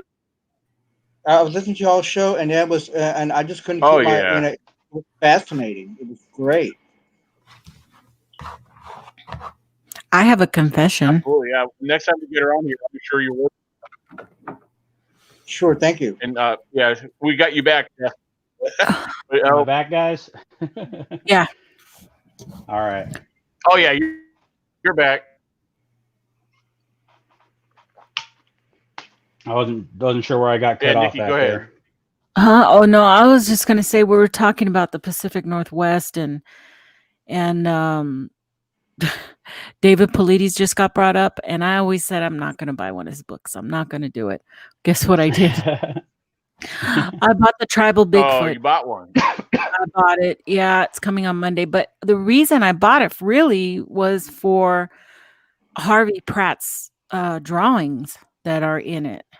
Because I don't know if you've ever researched his drawings.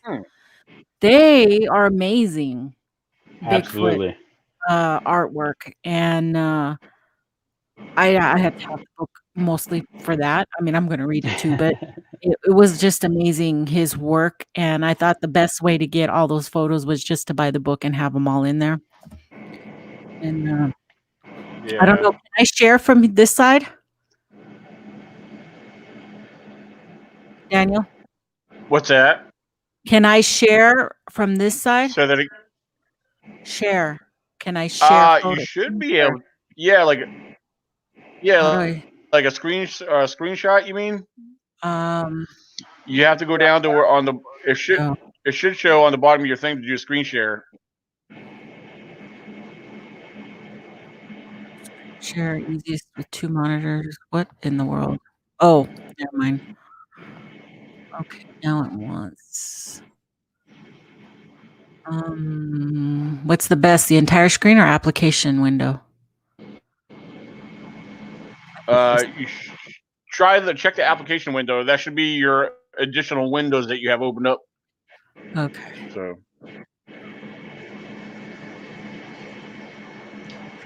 I had a story to tell you. Talk about those little people down over there in South Texas, in the Texas area. My grandfather, he was a vaquero. Oh, he was an old he was an old cowboy, and he did the very last cattle drive from Texas to Kansas on horseback.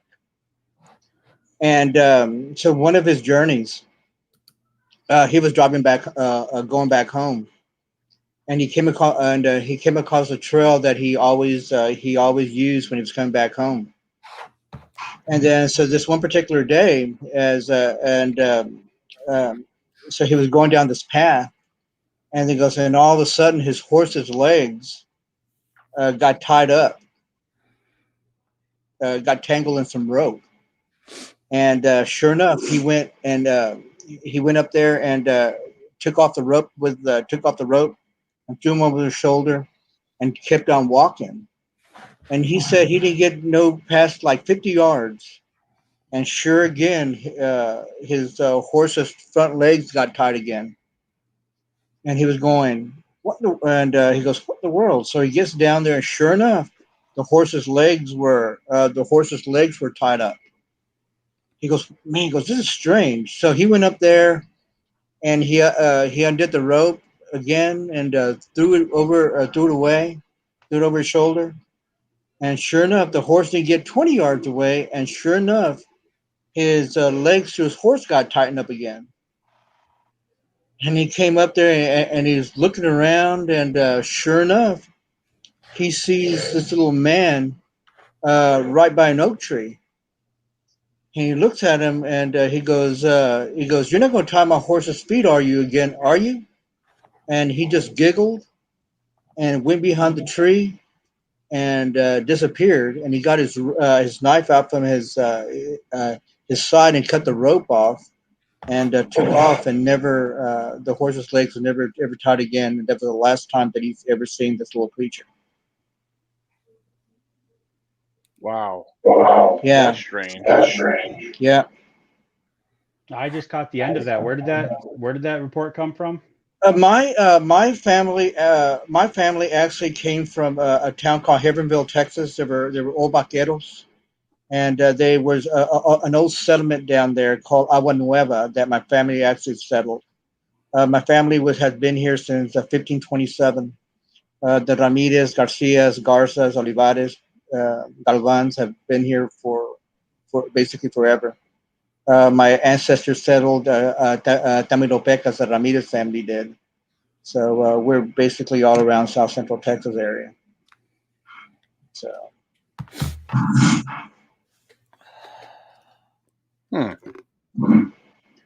Hey, Nikki, give me a second, Nikki. I'm going to try to screen share there for you. Yeah, I can't do it because it wants me to go through my settings and allow Google to do this and that. Just, too much trouble.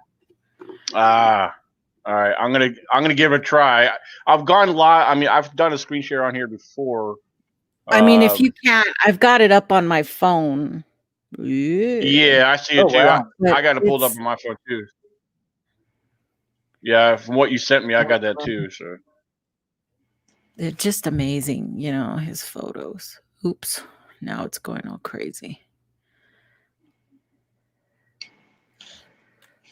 Nikki, how's the weather down there? Hot, miserable. We got 106 today. Yeah, we're probably around 110. 110? Yeah, I think that's the last I checked. Now, are y'all getting that cold front? No, I hope so. I don't know. I haven't. Oh, wow, that's beautiful. Let's see if he got it. Oh, he did. All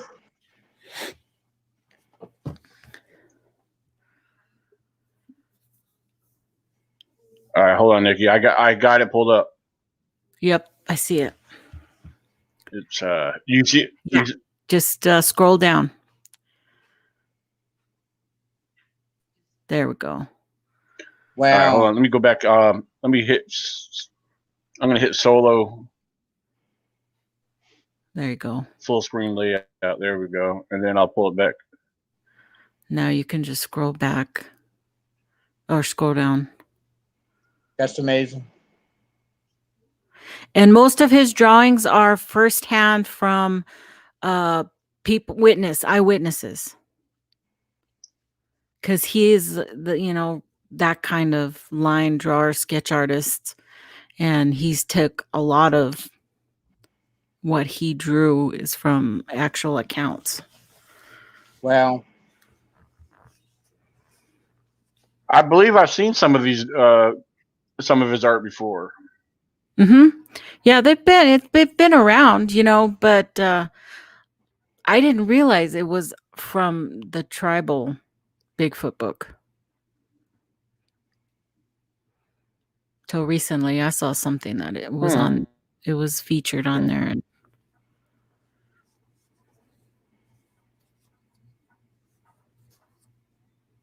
So anyway. There you go. Hey, there we go. All right. All right. Justin, I was going to ask you something else too. And cool. I love your explanation on a lot of things, and a lot of the stuff that you and I would grow up with, especially in the South Texas area, the Mexican heritage and everything like that. And I was going to ask you something. What is your take on the lechuza? Have you heard of that? La lechuza. Is that let me see, the witch that transforms into the bird, like a harpy? Okay. Yes. The owl woman. You know, I really haven't done a lot of research into that.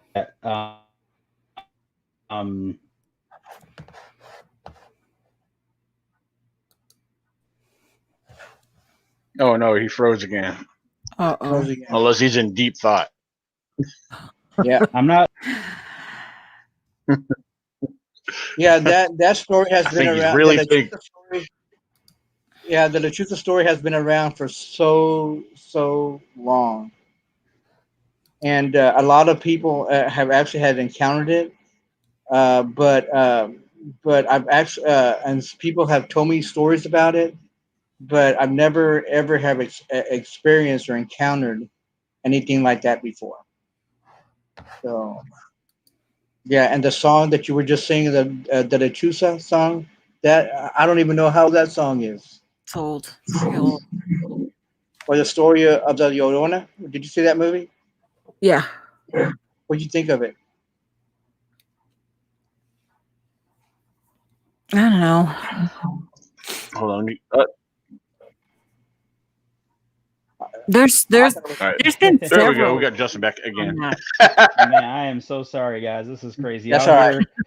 I'm not too far out of the mountains, so the internet signal can be spotty. You start throwing in storms. But I was saying, I haven't done a whole lot of research into things like Chusa. I'm not real big into the folklore aspect of it.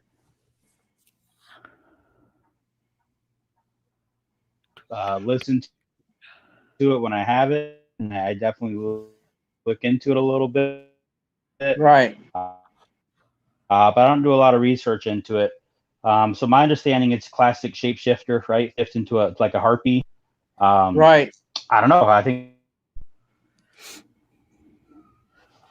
See, because the story, because there was actually again, this stuff is dealing, when you sit down there and you listen to the old timers and everything like that, and there was a story that it's all breaking up again. Can you hear me all right? And then there were stories about where a man actually shot a harpy, and this was in like the 1910s, 1920s, and that story to this day still goes on here in my hometown. So.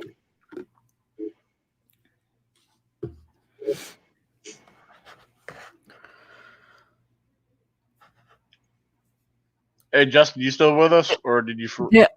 Just to clarify for the viewers, some of them are asking, the lechuza was kind of a shape-shifting witch, and according it happened like in the Mexican and Tejano cultures, and to some it appeared like a large bird and had a woman's face and hair, but folklore also said that it was a normal human woman who sells her soul to the devil so that she could get mystical powers and become a bruja, a witch. A witch, yeah.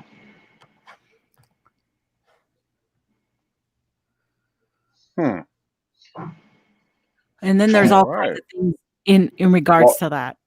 Like they make noise of a human whistling or a crying infant so that they can attract attention. And there's stories of carrying off men, I think, with talons. And what was the other one? Power to control the weather. Something about the weather. Huh. There must be one around Justin. The storm's doing pretty well, interfering with his signal. It's killing me. Either that, or they finally found me. Yeah. I was gonna make a joke earlier when you said where they were trying to make attention. I was gonna say typical woman, right? Not. I'm joking. So, no comeback, Nikki. I was just joking. She ain't paying me no mind. I'm used to that. I'm just ignoring you.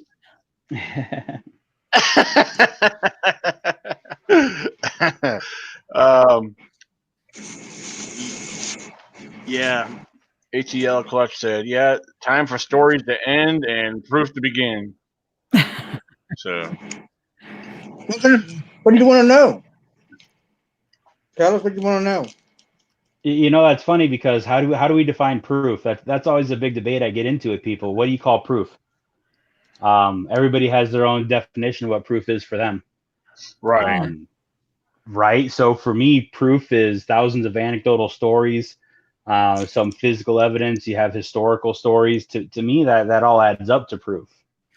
I've never seen a Bigfoot or cryptids like that myself. I've had other experiences, but nothing really I can pinpoint cryptozoologically. But to me, there's such a mass amount of evidence out there that it's the point where it has to be proof of something.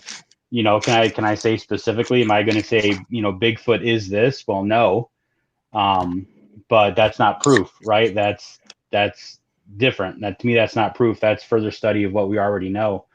To me, the proof is there that there's something out there. Can we classify it? No, not yet. But that's not proof of its existence. You know what I mean? Yeah. Right. I've actually been considering writing books about that and just why I believe what I believe, because a lot of people will say, well, if you've never seen anything, why do you believe in Bigfoot? And then I go, you really don't have time for that. I love your answer when you say, yeah, it's like. Go ahead, Daniel. Yeah, I was just gonna say real quick. It's just like when people say, "Well, is there proof or evidence of Bigfoot?" Well, scientifically, no. Well, I should say yes and no. But evidence to individually, I think everybody has their own evidence in one way or another. It's basically what everyone self-conceives what they believe is evidence. You know, you know, and then this, you know, like Bigfoot cast. I consider that evidence, but absolutely, is it scientific evidence? You know, I would consider that physical evidence. You know, because I got one of my foot casts. I keep it sits right next to me, but yeah, but you know, mainstream science, they would object to it. Look, if we're why? Because if we're discussing any other animal, track mark. Oh, don't freeze on this. Oh no, not again! Yeah, yeah, Dan. I mean, you know, having the proof. I mean, getting the proof. I mean, that's the thing. You know, everybody wants proof. Prove it. Prove it. Prove it. Prove that it's real. Prove that it's real. Prove that it's real. But you know what? If you can combine all the Bigfoot stories that there's been since the 1600s, 1700s, 1800s, 1900s, the year 2000, you know, people have actually seen these things. And the stories that people actually have encountered. You know, there's something going on out there, and these people have been seeing it.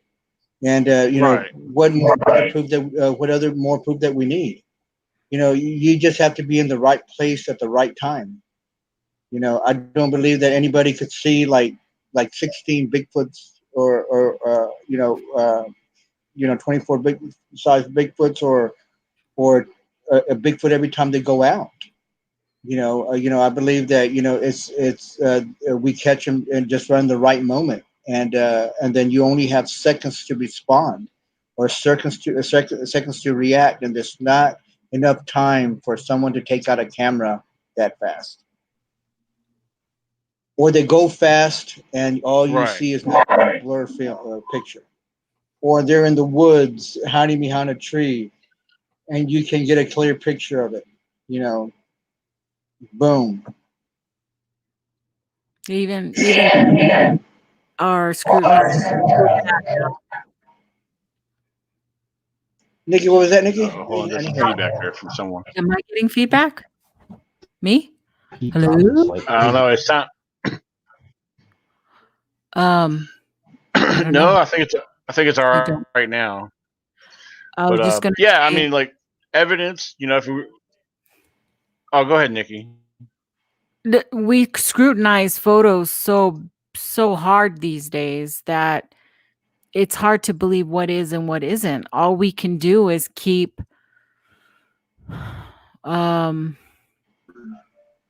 I don't know, keep looking, you know, keep looking, and if we scrutinize them, we scrutinize them.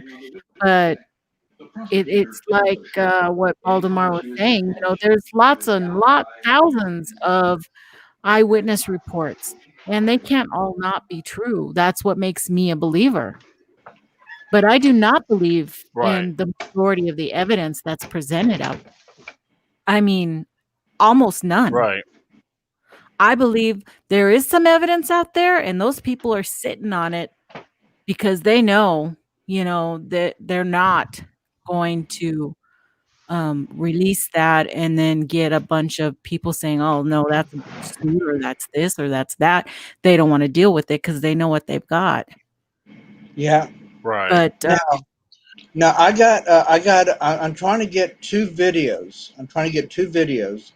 Of people that actually caught that in the trail cams. Man, it is so hard getting them because they just don't want to release them. And the only reason why they don't want to release them is because they don't want to be ridiculed. And I always tell them, hey, you know what? Give it to me. I'll take the I'll take it. I'll take the criticism. You know, people think I'm a nut anyway. I'll take it. You know, I'll take one for the team. Just let me see it. All I want to do is let me see it because I want to see it. Because when I saw mine, I want to make sure that it is exactly what I saw.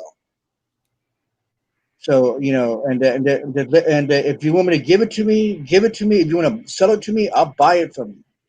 But all I want to do is just see it, and like that, if I feel that it's legitimate, then I'll come up there and talk it over with my scientist first, and look at it and say, hey, look, what do you think about this?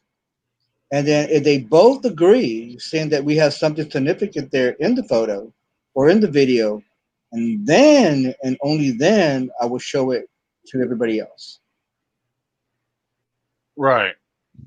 Well, you know, understanding the definition and meaning of evidence itself, you know, I kind of like to put it in my own definition. Or it says, to me, evidence is simply the possibility of affirmed either way. So, you know, what we collect, what we find, you know, to me, it is our evidence that we collect. You know, that we can present it. So, I mean, none of us are really, you know, we're not scientists or anything, but yeah, that's the way I look at it. It's the possibility of being fact, you know, but yet we can't, you know, it's not confirmed. Can it be confirmed? Sure.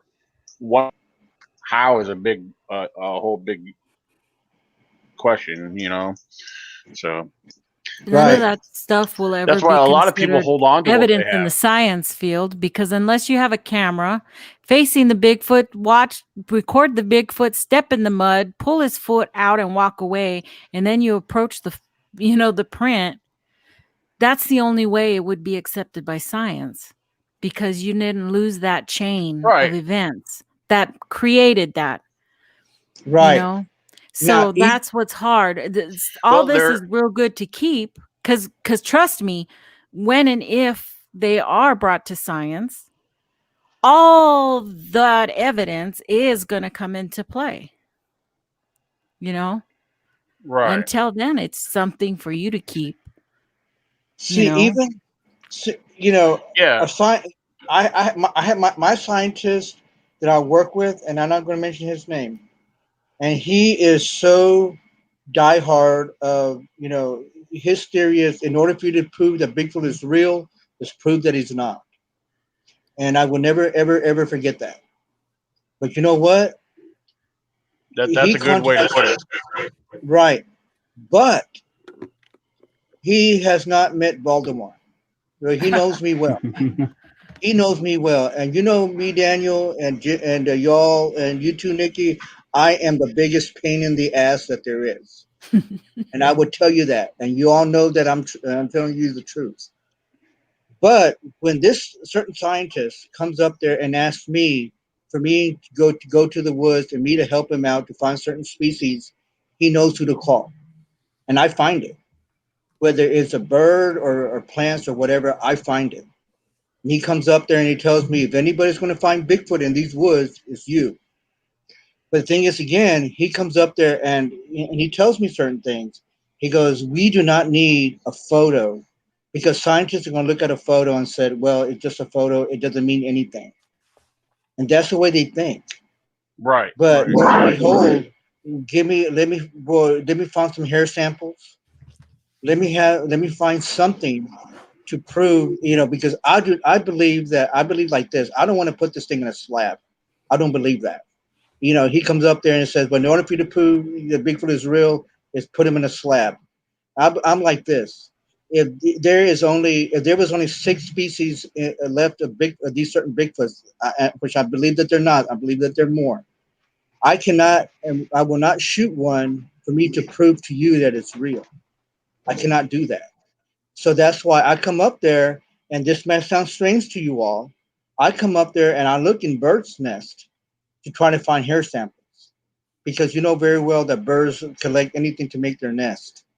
And then what I do is I'd find any particular way to find a certain hair samples in order for me, and I put these things up, and I stick these things in my freezer, and I know what to look for, and actually in a microscope. So, and then that's what I do in order for me to try to find a little piece of evidence to prove that this animal does exist. So that's me. Mm-hmm. Yeah. But yeah, in the scientific world, there are protocols that are being presented or laid out. Hopefully, eventually, lead to the acceptance in the scientific world. Certain steps that we could take to the science table eventually.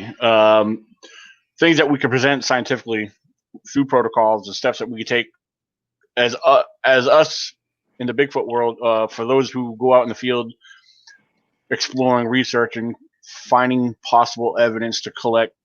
There is certain protocols that we could take. I was actually presented and shared a couple, and I'll probably save that for another podcast to get into. But I think in a matter of time, because there is a small team of scientists that are considering or working their way towards considering the possibility of the existence of Bigfoot, to acknowledge it, to at least acknowledge it. So, but in time, I think because like I said, there's professors, there's biologists, there's primatologists, that are involved with doing studies, and they believe. Some of them are actually skeptics, but then there's some that believe, but they want to work with the public.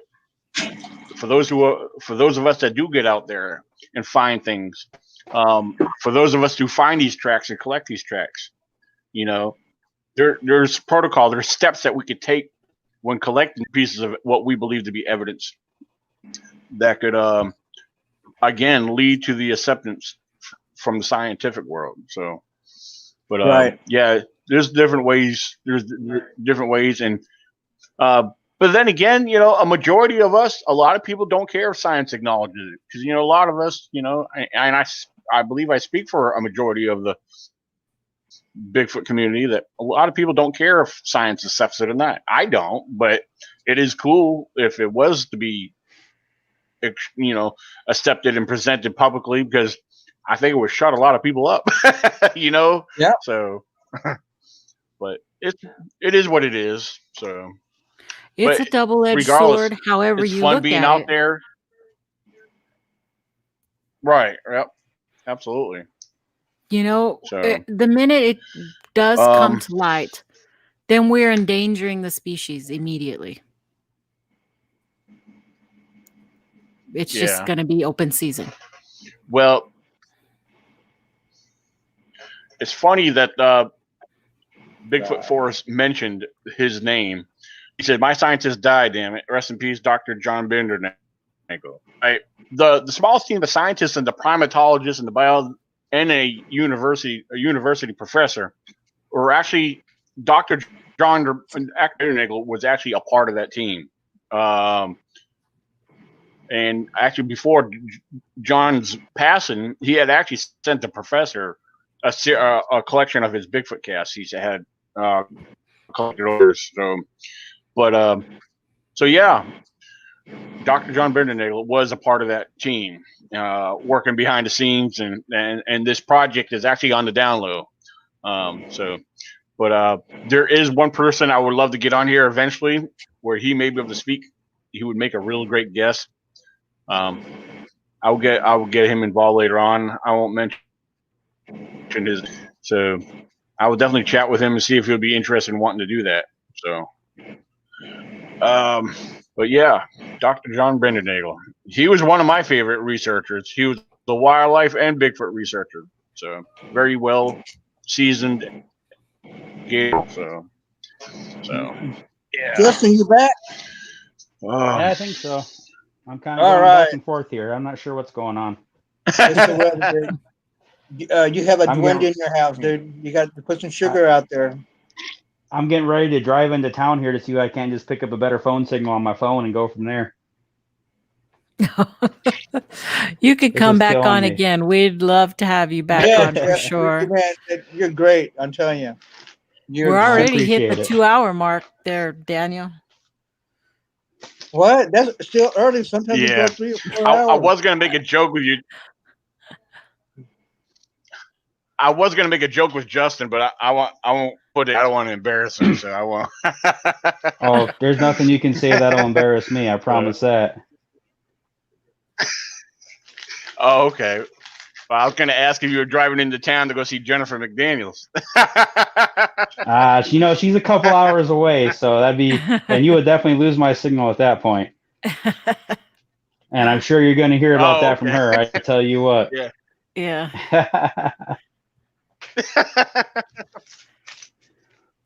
I remember seeing something in a post where she said she was going to be driving to you. So I don't know. I thought she was on her way to see you or something. I don't know. Yeah, you'd have to ask her about that. I met her a year ago at the conference in Kingsport, Bays Mountain. Tony Pelosi was there. Jennifer was there. I met Matthew Delph there. Janice Carter, Robin Hayes. They were all there, and that's where I actually met Jennifer at. So we kind of just stayed in touch through there, and she's the one that put me in touch with you, obviously. So I've been connected with all those guys since I went to I forget what the name of that conference was. It was just the one over in Kingsport at Bays Mountain. And we started talking, and then she was like, "You got to talk to Daniel." Cool. So yeah. I think they just called that the Tennessee Bigfoot Conference. I think I could be wrong. Yeah, it was something like that. There's a few over here, so the names I get confused on.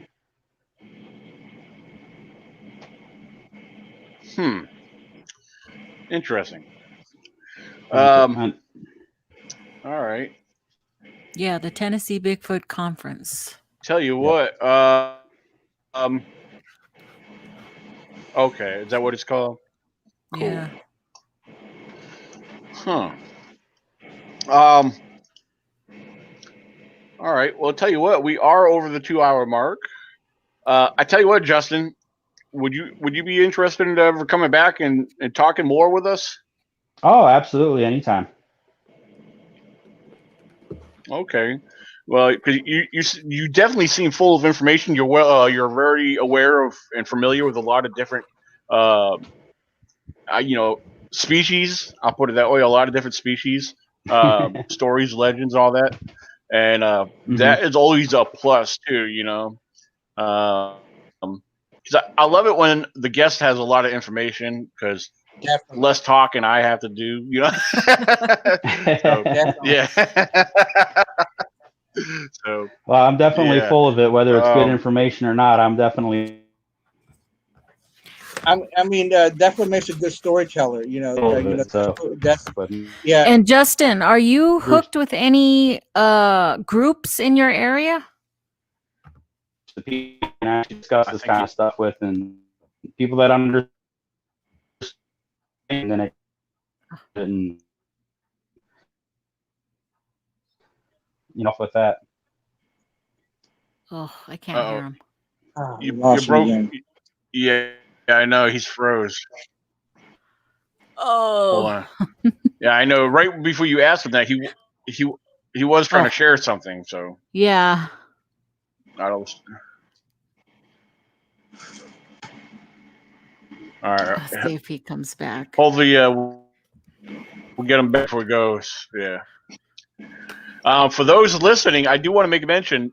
Next Friday, hold on. Next Friday, the 21st, we have a guest.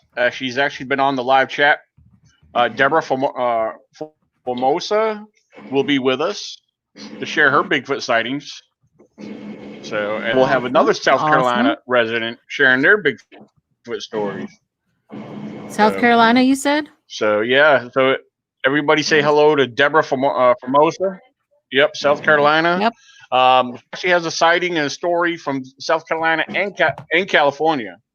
So, wow. Yeah. That's unique. That should be interesting. Yeah. Absolutely.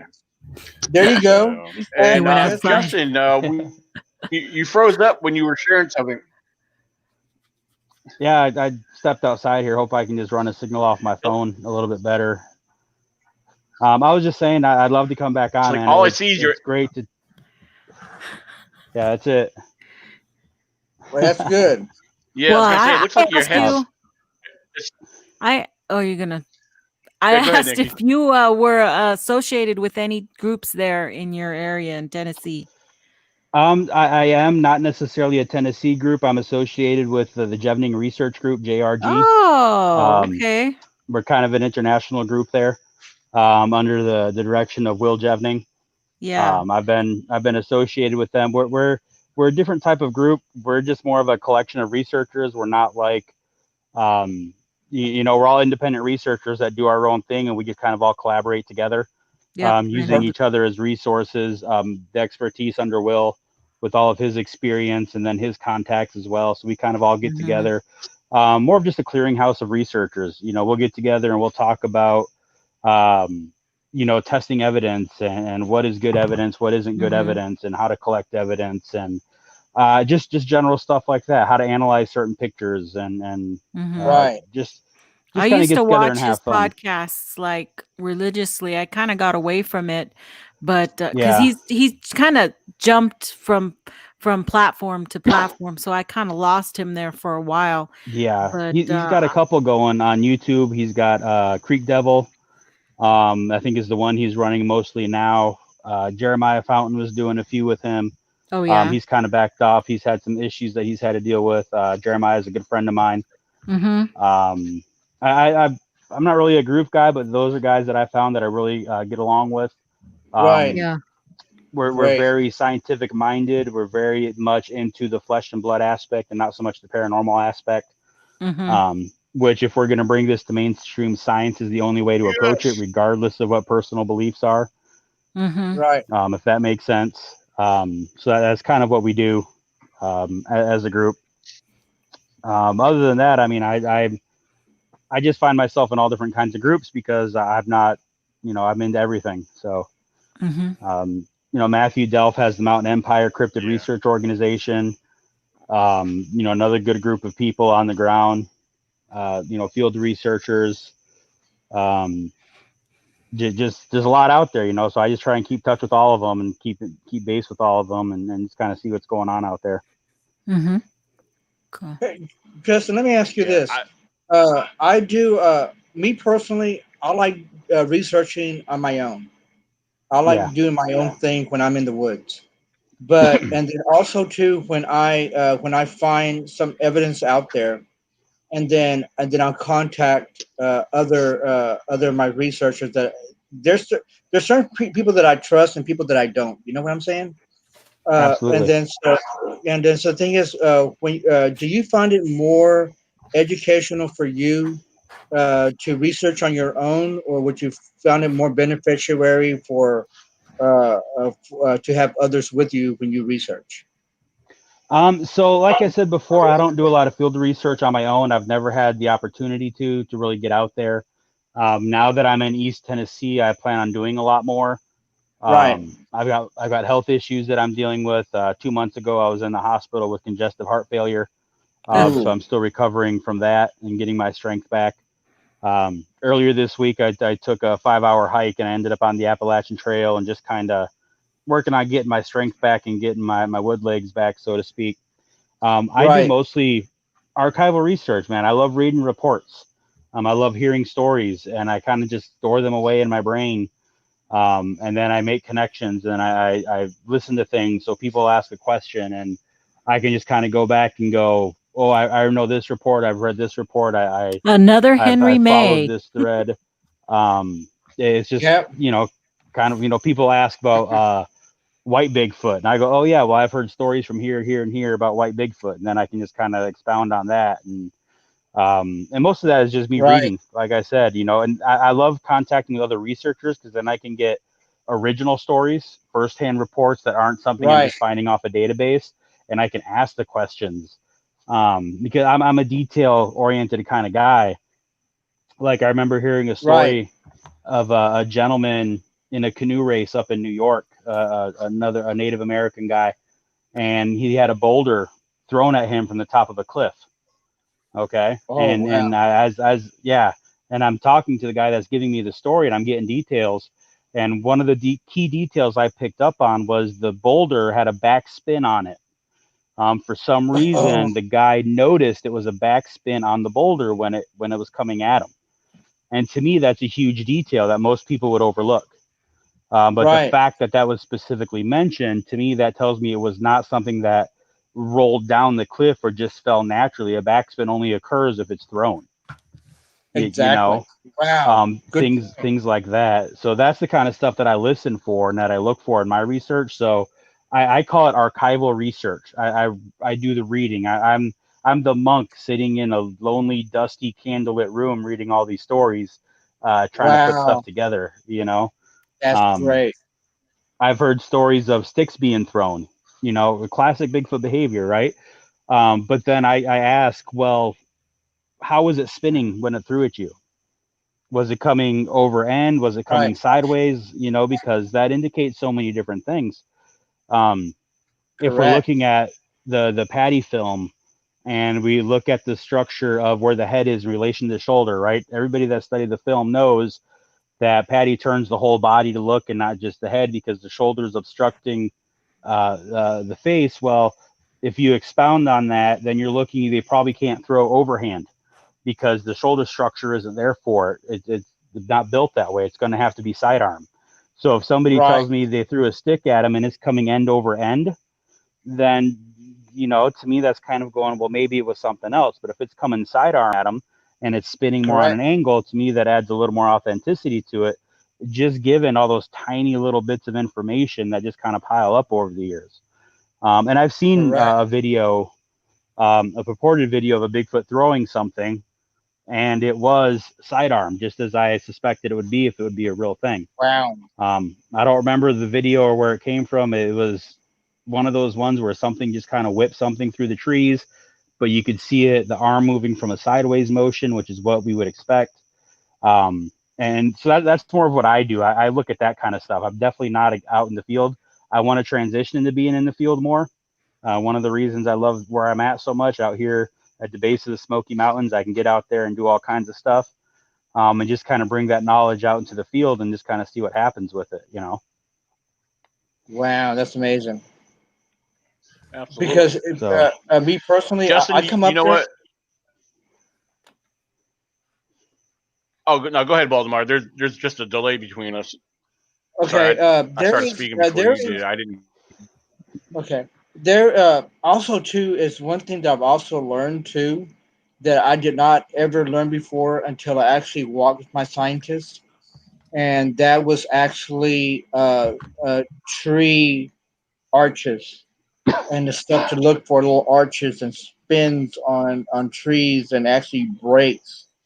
And and I never looked at them. I never thought. The very first thing I thought of, cattle did that, blah blah blah blah blah. But they didn't spin it.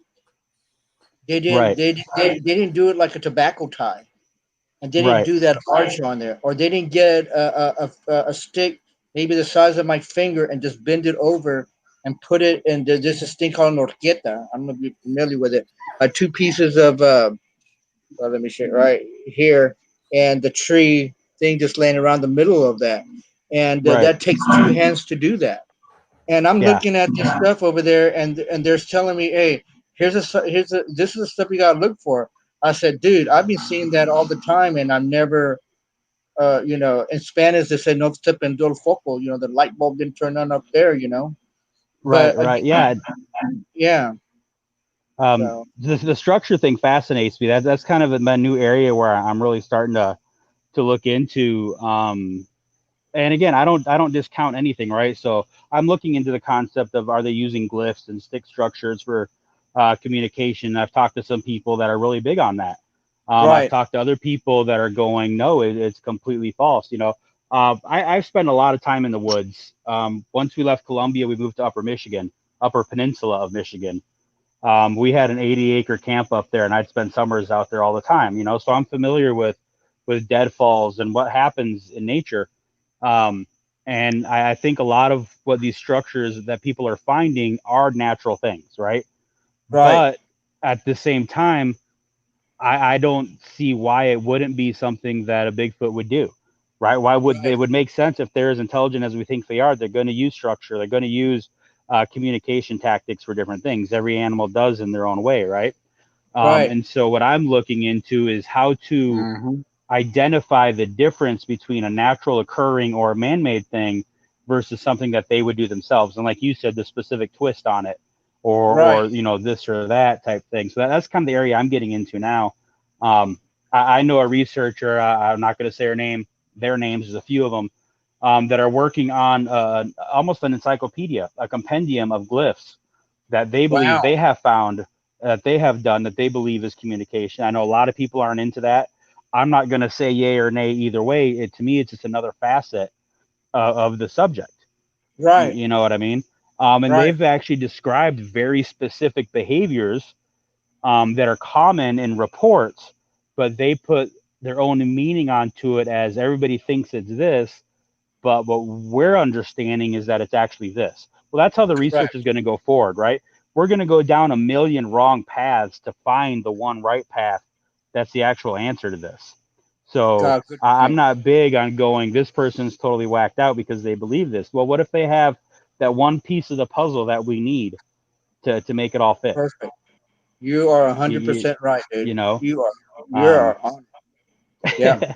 So that's where I'm at with the structures. I think it's fascinating. The behavior makes sense to me as far as making blinds, the all that kind of stuff. So that's definitely something I'm really getting into more now that I'm getting out into the woods more, and I'm seeing things. On my hike the other day, I saw, like you were talking about, the fork, and it had 2 trees laying down in it.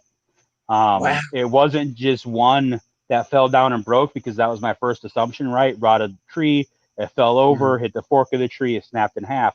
That would make sense to me. But this was 2 separate trees, both in the wedge of this one. So I'm going, could that be natural? Absolutely. But what would I look at to differentiate natural versus being placed there? Correct. Yeah, I just don't know. And that's why I'm really getting into the stick structure thing. Now, let me ask you this. The place that you research, do you constantly go there to that one area? Well, it's not a research area. I was just trying to get back out into the woods and hiking again. And so I've done a few, again, getting out of the hospital with heart failure. I got to take things really slow and easy, which is hard for me. I'm a type A. I'm a chef by trade. And so I'm used to going constantly nonstop 12, 13 hours a day. And I just can't do that anymore. And so I'm slowly building my strength back up. So this was just a trail I picked in North Carolina, down by the Pisgah National Forest. It was supposed to be just like a 1.5 mile loop. And because I just felt like it, I actually branched off onto the Appalachian Trail for a while and hiked a couple hours up the trail and back. So it definitely wasn't a research area. It was just me getting out and enjoying the mountains is what it was. But it wasn't very well traveled. The initial loop was supposed to be heavy traffic. I saw 4 people the whole day. So it wouldn't surprise me if this was an area that had activity at times, especially off season. If they rotate through territories or migrate, as one of the theories is right now, so anytime I'm out in the woods, I look, because you never know. You just never know what's going to happen. Yeah. You were breaking up there. You were breaking up there just a little bit. Oh, okay. Yeah, he sounded okay on my end. Yeah. I'm actually getting a pretty good signal outside for once. So everybody. Okay. Well, I'll tell you, sit tight. I'm gonna go ahead and get ready to end the broadcast here very shortly. But I want to remind everybody, every Friday night, 9 p.m. Eastern Standard Time, come on and join us. We've been going live just on Facebook, but I think we're going to start going live more often on the YouTube channel here. So if you're not subscribed, be sure to subscribe and make sure you click that little bell icon. That way you get the notification once we go live. That way you could be on top of it, so you guys won't miss a episode. Next Friday again starts. We're going to be interviewing some South Carolina residents. Again, Miss Deborah Formosa will be joining us next Friday on the 21st. Then again, we got the Carolina Crypto Crew, Melissa George, and her daughter-in-law Carrie will be joining us on the 28th. So, and again, we will definitely be bringing Justin back, Mr. Justin Decker. If you want to follow him he's on Facebook, Justin Decker, Decker. Did I spell that right? I think so. Yep, absolutely. Yep. All right, cool. So, it's not a research page, guys. It's just my personal page, but I'm on there talking to everybody. Feel free to message me. However, I got pastors and little old ladies on it, so it's a clean page, safe for everybody. My mom's on there, so there you go. There you go.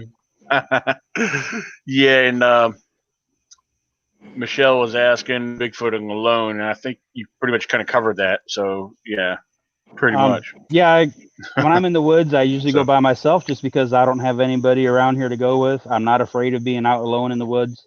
I understand the risks and the dangers, and I'm just, I'm good with it. Cool.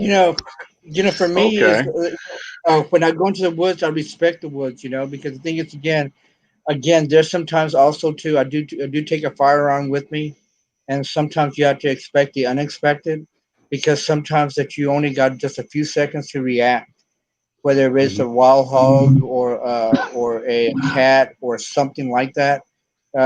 Because once you're out there, so you're going into their woods, so you're going into their place. And again, you just never know what's going to happen out there. You could even experience a rabbit fox or a rabbit coyote, and it's always good to be prepared at all times when you when you go out there. No, I don't think Absolutely. Nikki, what was she referring to? Because I must have missed something. She was missing my. Oh. I was waving bye-bye. How long have you been on here? For over 2 hours? I'm surrounded by all my Bigfoots over here on my table. This is the one I go like this. Did you see it? That was a Bigfoot. Yeah. Or my big head. Yeah, in 10 seconds will be exactly 2 hours, 2 hours and 30 minutes. Wow. This little guy. Everybody has one of these. Now. You adopt them. So. Hey, even I got one of those. Yeah. I don't have one of those. I don't. Were you, when you ordered this, did you think it was going to be like twice the size? No, I picked mine up in a shop in Asheville, North Carolina. So I saw what it was. When I ordered it, I thought it was like 3 times bigger than this. So I was like, what the heck? I don't have none of my Bigfoot figurines or nothing here. For the new people, I'll show the one footcast I have sitting next to me though. But that's awesome. Oh wow. Yeah, you could see the toes a little bit right there. I want to be careful because I'm dropping stuff off of it that's landing on my laptop. But yeah, that's one of your own personal casts. Right there. Yeah, the rest of them are at my parents' house in Dad's garage. So, yeah. Justin, let me ask you one more thing before the program is over. You know that you come across a whole bunch of different stories out there about Bigfoot, everything like that. What's the weirdest story that you ever heard of the characteristics of the Bigfoot? The weirdest story. Man. Oh, Barb was in the house. Hi, what do you classify as weird? I mean, wow. I don't know the what. Go ahead. I'll start it off here. There was a few oil field workers that actually had some binoculars, and they saw this Bigfoot on down pretty close to a pipeline crossing, and they actually they noticed this thing that it was down the ground and it was actually digging with a stick, and then so they were fighting with these binoculars trying to look at this creature. And every single one of them passed their binoculars, and they only had a few minutes to see each one of them. But the creature actually, but it was they say it was a hairy person, and you could actually see them using a stick as a tool. So that was one of the weirdest things that I've ever heard. And see, to me, that's not weird. I'd expect that. So right. And then there would be times when they would actually be hunting. And then they would actually see a wild Bigfoot pick up a pig and slam it on a tree, and I thought stuff like that was pretty fascinating. So that fascinates me. The weirdest thing I guess is something I learned from the guys over at the Bigfoot Outlaws, and that's the spider crawl thing. Have you guys heard about that? Mm-hmm. No, I have not. Yeah. Okay, so one of the reasons why Bigfoot is so hard to find, the theory is that they don't just go on the vertical plane when they're moving. They'll also go on the ground, horizontal plane, right? So military tactics as far as getting out of the normal line of sight. And they say that they crawl across the ground, but not like you would think. They literally go up on their fingertips and on their toes and do what they're calling a spider crawl to move along the ground.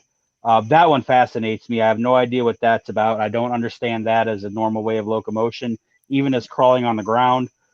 So to me, that'd be the weirdest thing because that doesn't make sense that they would move that way. But I've heard multiple stories of it. And there's groups of people that insist, they move like this on the ground, and it's the strangest thing you've ever seen. So that's probably the weirdest one for me is that type of ground crawling. That is amazing. I never heard of that before. Yeah, I've heard similar stories. Almost like when you mentioned military, like more like the belly crawl where they use it. I've heard of similar things like that. That would make sense. Right. And the other thing is too, like to keep a low profile, to stay low. A lot of people have seen Bigfoot on all fours. I haven't. I can't say that's not true. I mean, I don't see how that's not a possibility. I believe that's very likely that they could. Oh, sure, absolutely. Because I've heard people saying they've seen they seen this creature walk out, on all fours and then stand up and take off on 2 feet. I've heard that a few times. So I find that fascinating myself. So Yeah, but that makes sense to me. For a way of locomotion, either as a disguise or just a lot of the great apes walk around on all four. Just because they can go on all two doesn't mean they're going to all the time. If you guys all been in the woods, sometimes it's easier to get low and go under stuff than it is to kind of barrel through stuff. Exactly. I mean, I've done that. So it makes sense to me. But the spider crawling on fingers and stuff, it creeps me out. Like, why would they choose that way of maneuvering of all the ways they could? So that's the weirdest one for me for sure. Because they're the master of their terrain. Yeah, absolutely. That's the full answer there. They're the master of their terrain, and they know. I mean, a long time ago, I had a philosophy that they were the ninja of the forest. And again, Native Americans. Yeah, I've heard that phrasing. Yep, Native Americans call it the guardian of the forest. So they're just a different type of people out there. So.